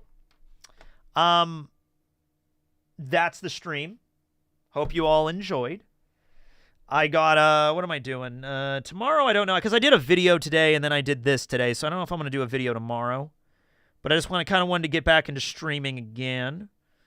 One Piece is back this week, so that's good. That'll be out probably Friday or Thursday. It's been coming out kind of back on Thursdays now, so probably Thursday will be the next chapter. Yeah. Was a nice little hangout. Thank you, guys. Yep. And, yeah, I think that's just going to call it there. Thank you all for watching, and go watch your favorite filler arc tonight. Go check out some filler, you know. People took some time to write these filler arcs. I guess good for them, I suppose. But no, some of them are genuinely good if they actually care about the material and care about the story and want to incorporate, you know, they understand the characters really well. A lot of fillers, they don't even know how to utilize the strats because a lot of times they're just like Zoro's just there in the background, you know, whatever. But some of them are pretty good, so definitely check them out. All right. Night, everybody. This will be Teching signing out later.